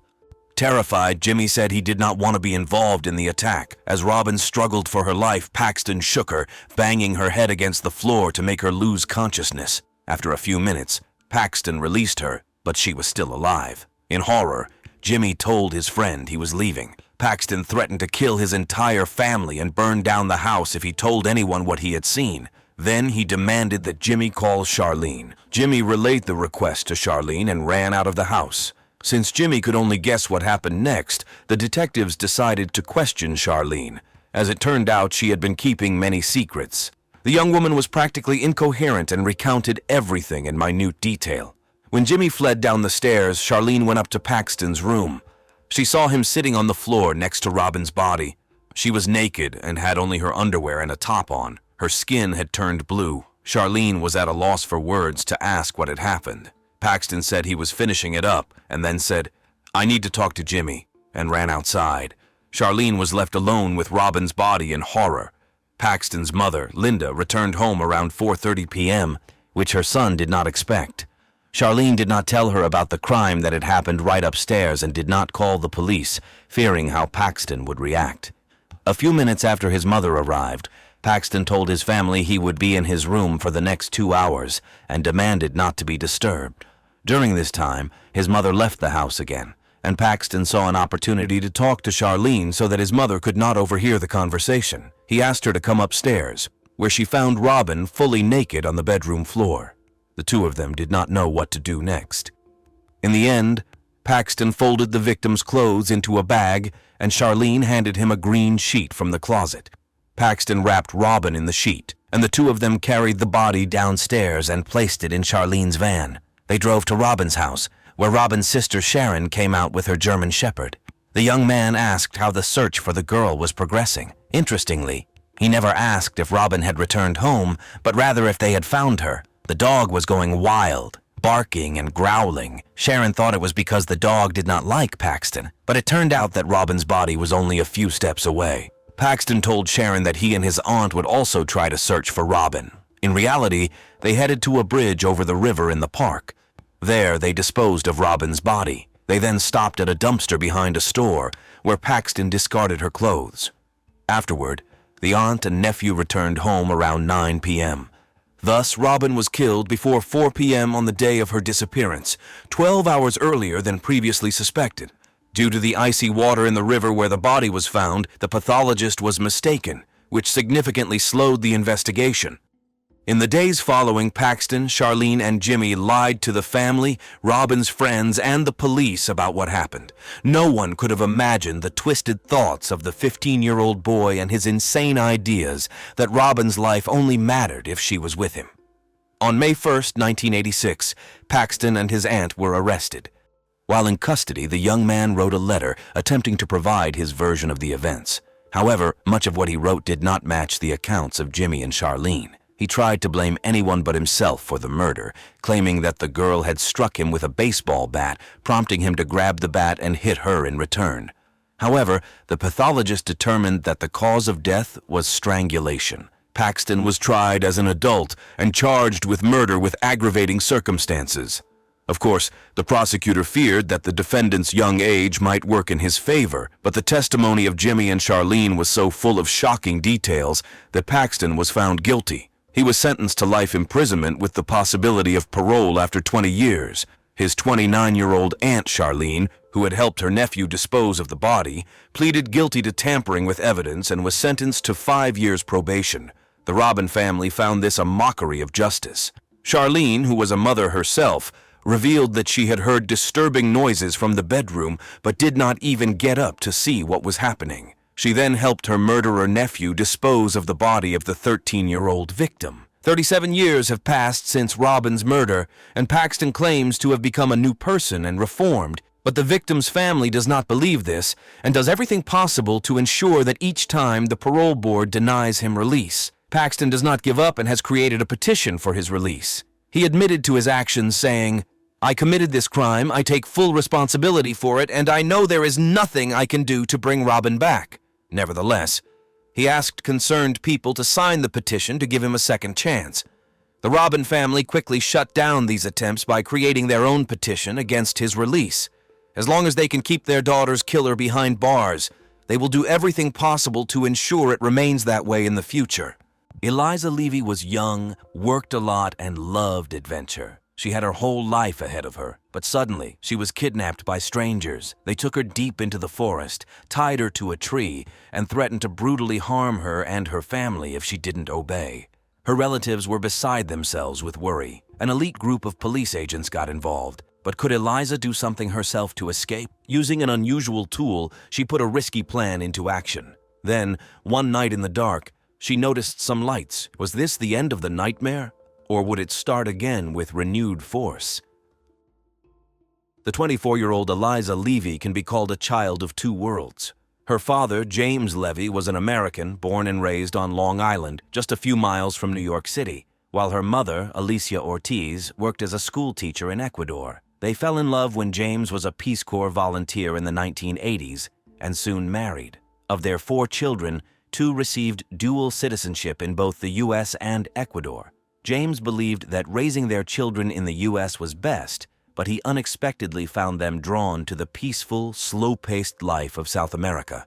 So the couple built a home in the middle of the Ecuadorian jungle, just across the border from Colombia. Together, they founded the organization Al Tropico to protect the invaluable tropical forest surrounding them. Eliza, the eldest of the 2, adored life in the wilderness.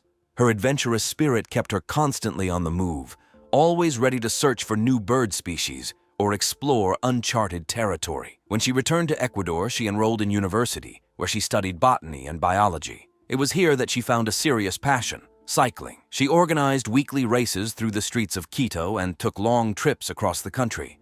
Her other passion became Al Tropico, the group founded by her father.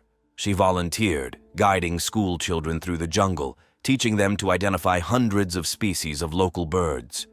The dense jungles of Ecuador are home to many plants and birds, but they also provide the perfect hideout for criminals, and the country's northern border is notorious for its security problems. Illegal militarized Colombian organizations smuggle contraband and prohibited substances into Ecuador and often use small villages on the Ecuadorian side as refueling stations. In 2009, the most infamous of these organizations was FARC, Colombia's left-wing extremist guerrilla group, the Revolutionary Armed Forces of Colombia. It was FARC that held politician Ingrid Betancourt hostage in the jungle for 6 years, a story that spread across the world. However, when you grow up in a region, even one as troubled as this, life from the inside often feels completely different. This is why Eliza never felt unsafe in any part of Ecuador.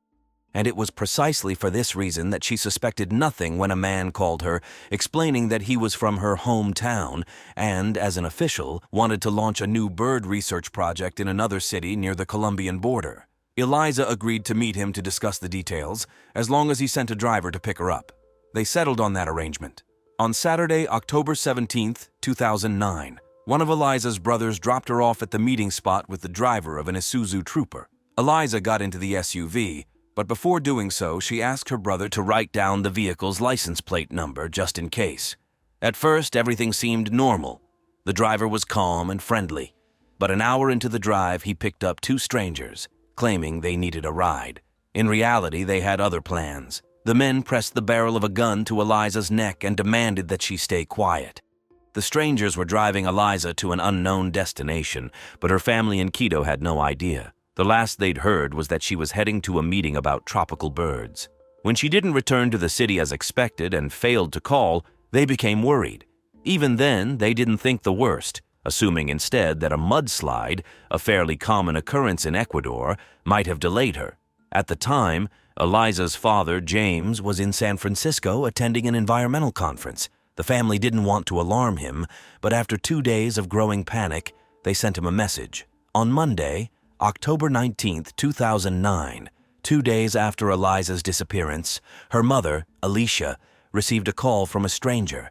He told her not to worry, that Eliza was fine and with them in Colombia. The caller made it clear that Eliza had been kidnapped, but was in no rush to make demands. Eliza's father caught the next flight back to Ecuador. At first, the Levy family hoped to resolve the situation without involving the police. The question they faced wouldn't have crossed the mind of someone from any other country. Was it even worth calling the authorities? In Ecuador, Not everyone trusts the police.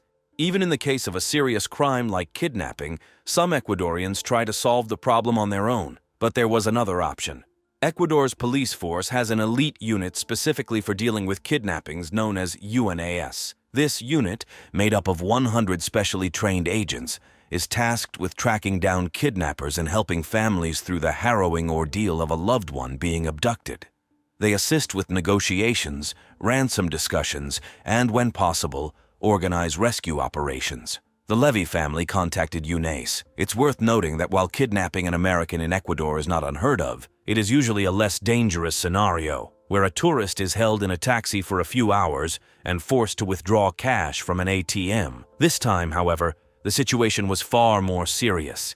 The most terrifying possibility was if the kidnappers had ties to FARC, the Colombian guerrilla group. In that case, Eliza could be taken deep into the jungle and held for years. Given this, the UNAS specialists advised the family to also contact the U.S. Embassy in Quito.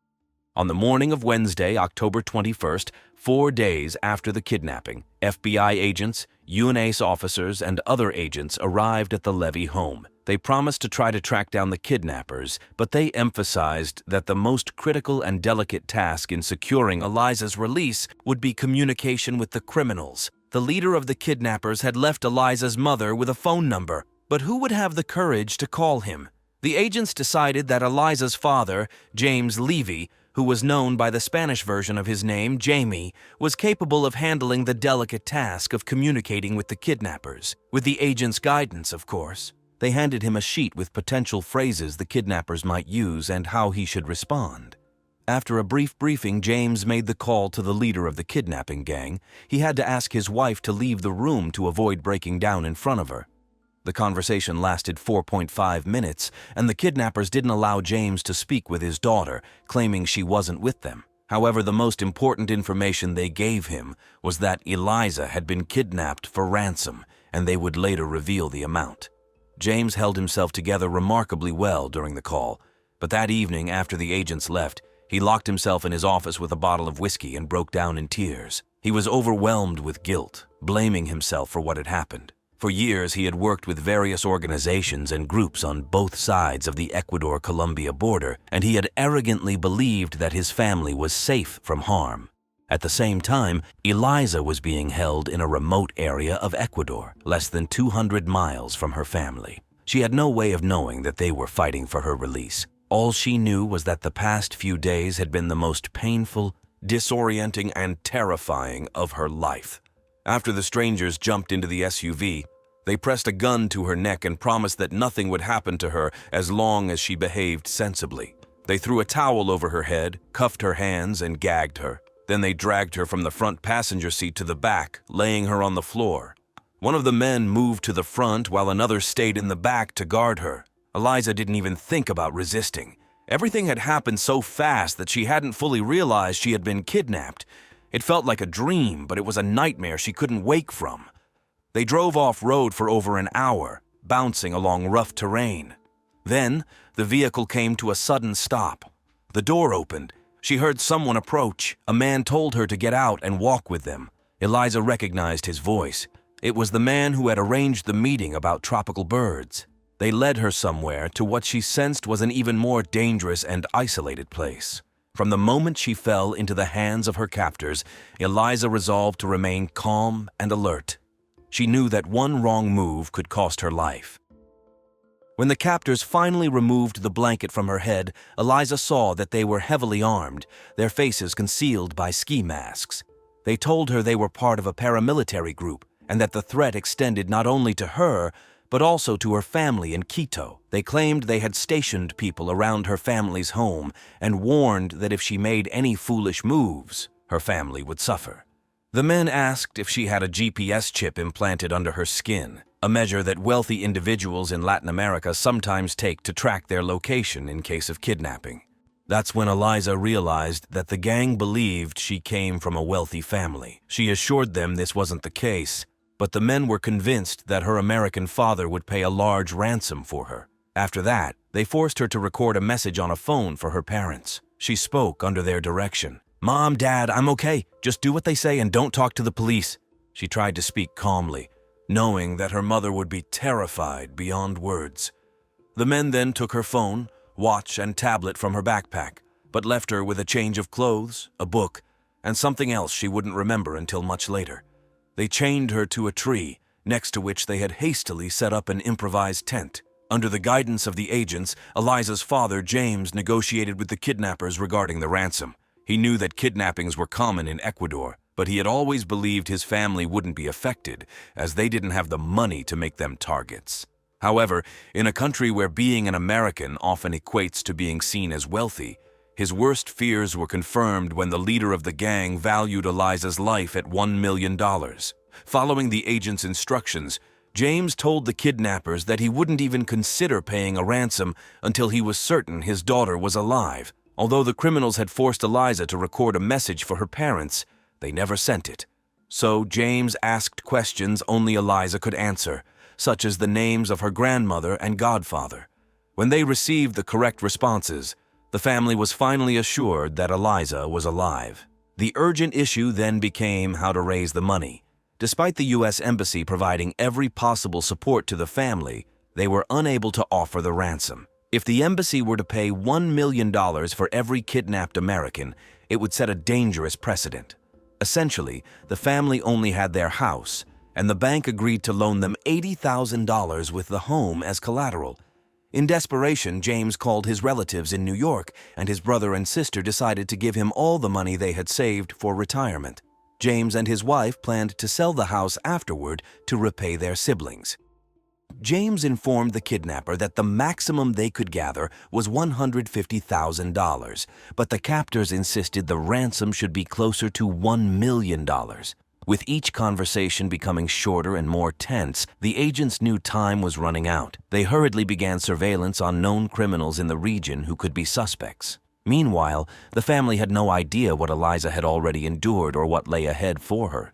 By this point, she had spent 2 weeks chained to a tree, only able to move as far as the chain would allow. Exhausted and with limited mobility, she fought to stay strong, but it was becoming harder to battle her fears. Nighttime was her only solace, when she imagined she could hear her mother's voice. She found comfort in this imagined whisper, and, though she had never been particularly religious, she began to pray. Of course, Eliza had no idea that U.S. and Ecuadorian agents were hunting her kidnappers, let alone that Colombian specialists had joined the investigation. Colombians have extensive experience dealing with kidnappings, and their assistance proved invaluable. They provided high-tech equipment to track the leader of the gang's mobile phone. Naturally, there was no guarantee that he was in the same location as Eliza, but investigators had other leads to follow. The most useful lead came from Eliza herself when she asked her brother to record the SUV's license plate number. Investigators matched this number with those of vehicles captured by surveillance cameras at toll booths. They identified the vehicle used by the kidnappers, which had passed through several toll booths and was heading towards the Colombian border.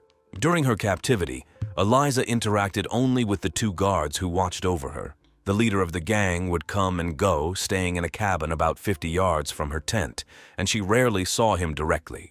The 2 guards played the classic roles of good cop and bad cop.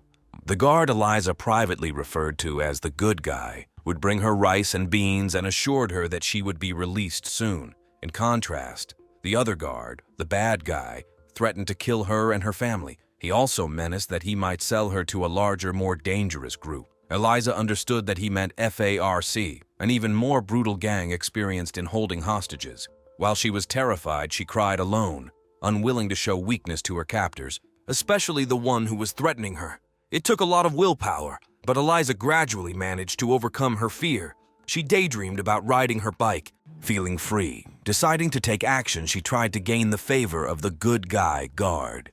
Indeed, he began talking to her more frequently during meals and even brought her yarn and knitting needles. She knitted 4 scarves for him, hoping to learn more about her family in exchange. He told her that her parents were alive and negotiating for her release. However, her hope was quickly dashed when the other guard openly threatened to cut off one of her fingers to increase the pressure on her parents. After 18 days of captivity, Eliza could no longer simply sit and wait for rescue. There were times when the 2 guards would wander far enough from her tent that she was only held back by a chain with a small lock.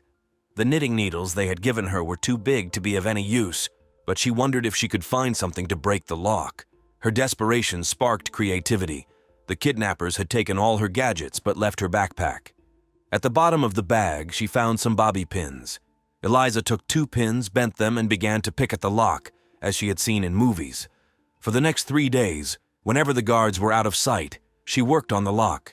She tried over and over again until one day it finally clicked open. With incredible willpower, she managed to stay calm. One of the guards seemed ruthless enough to shoot her if she tried to escape, so she climbed nearby trees to get a sense of her surroundings, trying to see if there was any visible path or if the jungle was too impenetrable. Then she would return, sit down, and relock the chain. Eliza was terrified of being caught. With each attempt, she grew bolder. She had resolved to take the risk and escape from her captors. She closed her eyes, praying for guidance from her mother. At that moment, she thought she heard her mother's voice saying, "Don't risk it, don't run, wait 2 days." Eliza decided to heed the advice and wait, though not for long, as she noticed the guards' growing tension. Her time was running out.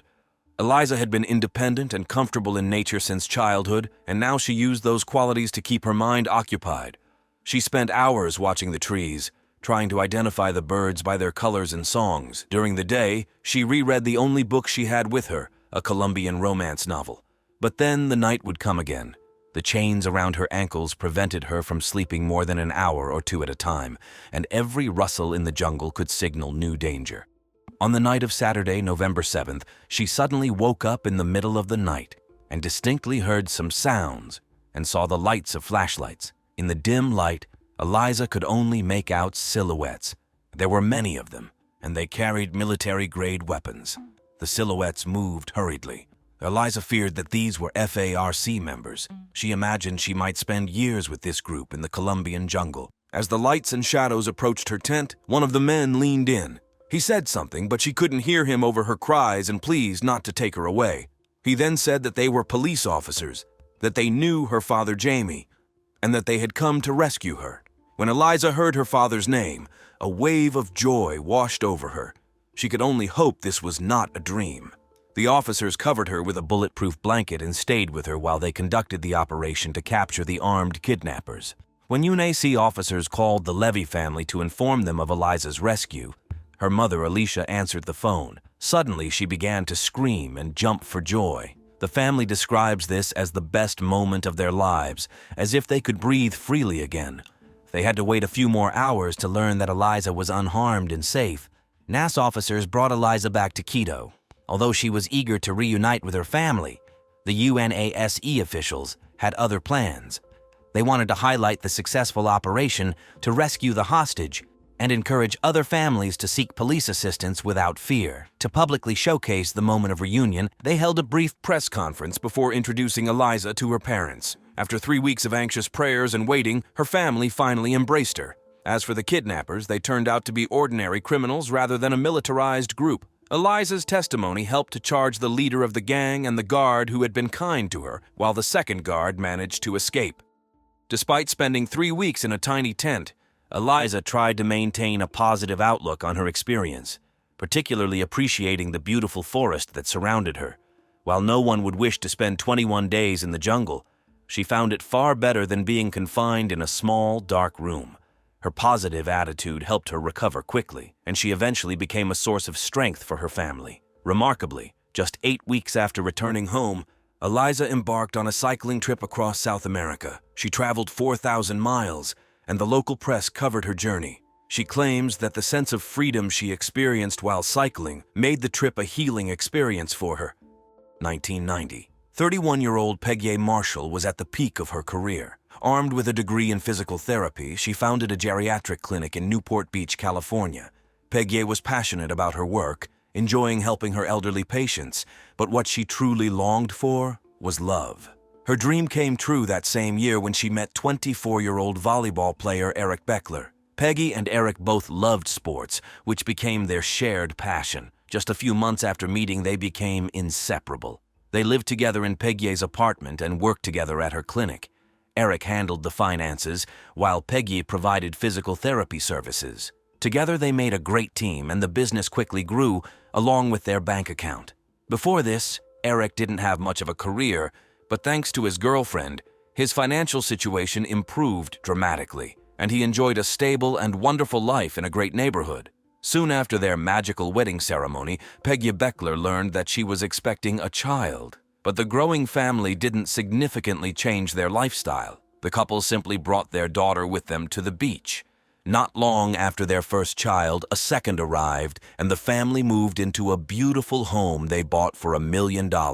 They hired 2 nannies, one for weekdays and one for weekends, especially since a third child had arrived. This was the big family Peggy had always dreamed of, like the one she grew up in herself. Thus, the 5th anniversary of the Becklers' marriage quietly arrived. On July 6, 1997, Gary Green, along with a large group of friends and family, was heading from Newport Beach to Catalina Island on his boat when he noticed a boat circling in the ocean. Nearby, a man on a surfboard was struggling in the water, calling for help. Gary Green threw him a life jacket to keep him from drowning and called the Coast Guard. When they arrived, they saw the boat displaying a phenomenon known as the Circle of Death. This happens when the person controlling the boat lets go of the steering mechanism while the engine is running and the propeller is still spinning. Ideally, the operator should be connected to a safety lanyard, which would immediately shut off the engine if they were thrown overboard. However, people often ignore this rule. So when the steering mechanism is released, the force of the spinning propeller creates torque, causing the boat to make sharp turns and continuously rotate in a circle. The Coast Guard was able to stop the boat. They also pulled the man from the water and brought him back to the harbor. He was freezing, panicked, and in tears. The man was Eric Beckler, and his wife, Peggy Beckler, had been on the boat with him. A rescue operation for Peggy immediately began.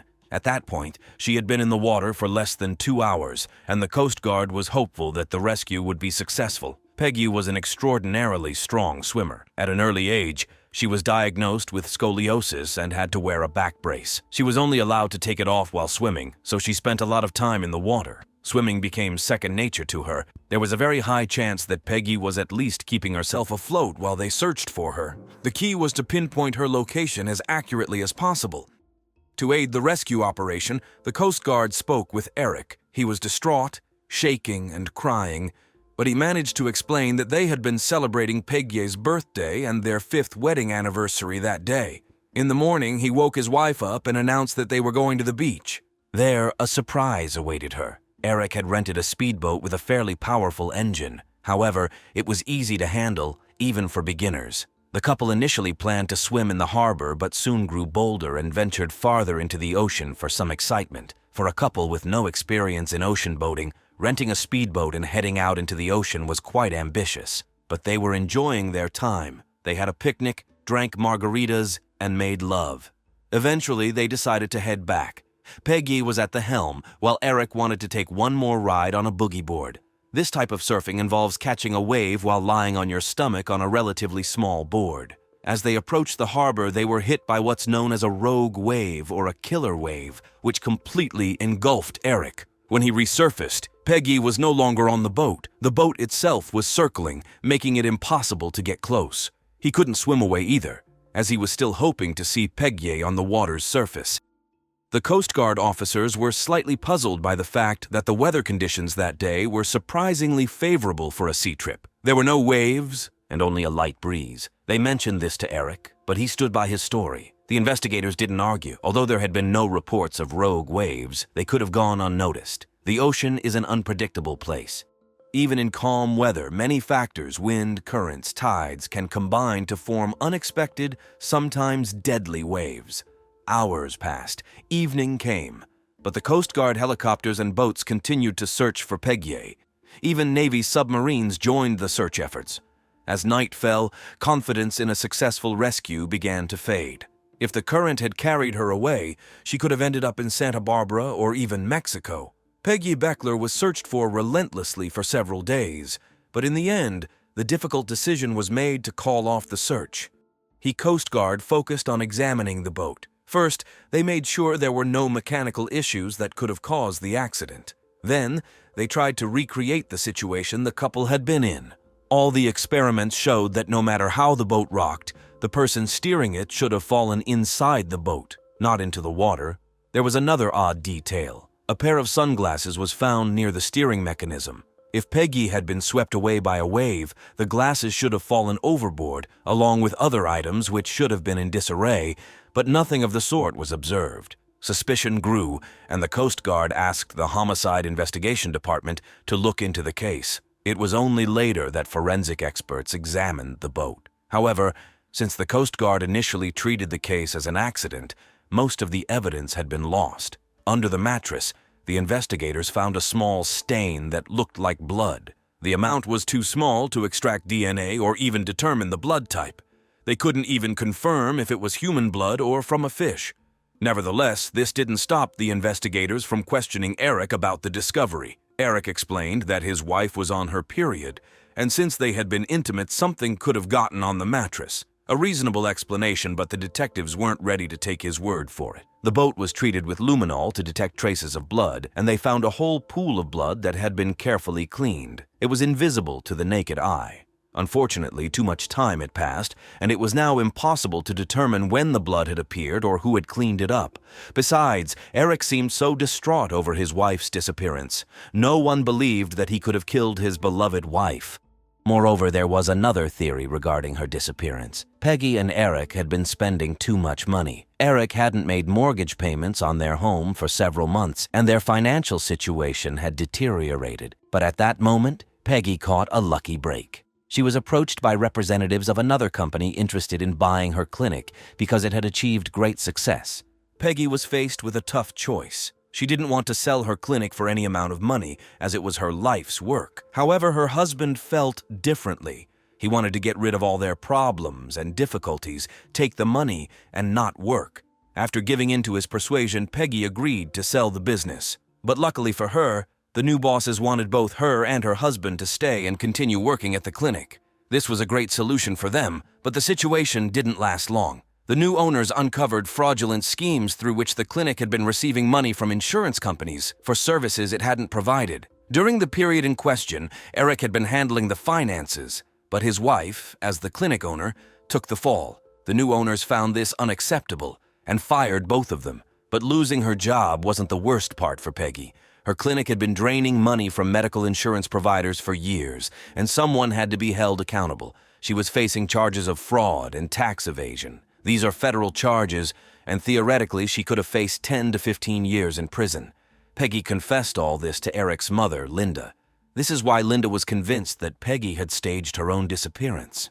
She believed that Peggy, being a strong swimmer, had jumped overboard, easily swum to shore, and then settled somewhere in Morocco or the Caribbean. Linda thought Peggy would only return once the statute of limitations on the federal charges expired. At first, Eric's actions seemed to confirm her suspicions. He recovered surprisingly quickly after his wife's disappearance. He then sent their 3 young children to live with Peggy's parents, giving them full custody. But if anyone thought that Eric would soon try to disappear and join Peggy, they were mistaken. Just 3 months after his wife's disappearance, Eric was already dating someone new. Her name was Tina New, a model and actress who appeared in TV shows. As Eric quickly ran out of money, he decided to become a web designer. To promote his company, he planned to participate in a professional expo. He needed a model to attract attention, and a photographer friend from his volleyball team recommended Tina, whom he knew. The two hit it off right away. When Tina met Eric, she was struggling with substance abuse. Her car was in the shop, her home had no electricity due to unpaid bills, and the job offer from Eric came at just the right time. In her eyes, he seemed like a hero, a successful young businessman, so polite and courteous. So when he invited her to come home with him that same evening, Tina agreed. Eric's home was luxurious, with ocean views from every window. Almost every wall in every room was covered with family photos, many of them featuring Peggy. Eric didn't hide what had happened to his wife from Tina. Overall, he seemed like a perfect prince to her. So when the police contacted her to inform her that there was something suspicious about his wife's disappearance and asked her to inform them if she learned anything, Tina didn't believe them. The detectives left her their card, confident that once the initial charm wore off, she would call them, and they were right. Eric's new business failed after just a year, and he was catastrophically short of money to maintain the lifestyle he was used to. He lost his home, and he and Tina moved into a modest apartment. He also tried playing the stock market, but things didn't go well for him there either. The creditors were calling non-stop. Their relationship deteriorated significantly. They fought, reconciled, and fought again. It was October 1999. More than 2 years had passed since Peggy's disappearance. Tina and Eric had a fight so loud that the neighbors called the police. When the officers arrived, Eric was not in the apartment, and Tina handed them the detective's business card, asking them to call him. She told the arriving detectives that when they last spoke, she and Eric had just started dating. She was in love with him and believed the story he had told her. But now, she was certain that Eric had killed his wife. Tina told the detectives that a few weeks earlier, she and Eric had been at home, and she was watching old television shows that featured her. While fast-forwarding through the commercials, she suddenly stopped on a segment that had somehow been recorded. It was a news segment about the disappearance of Peggy Beckler.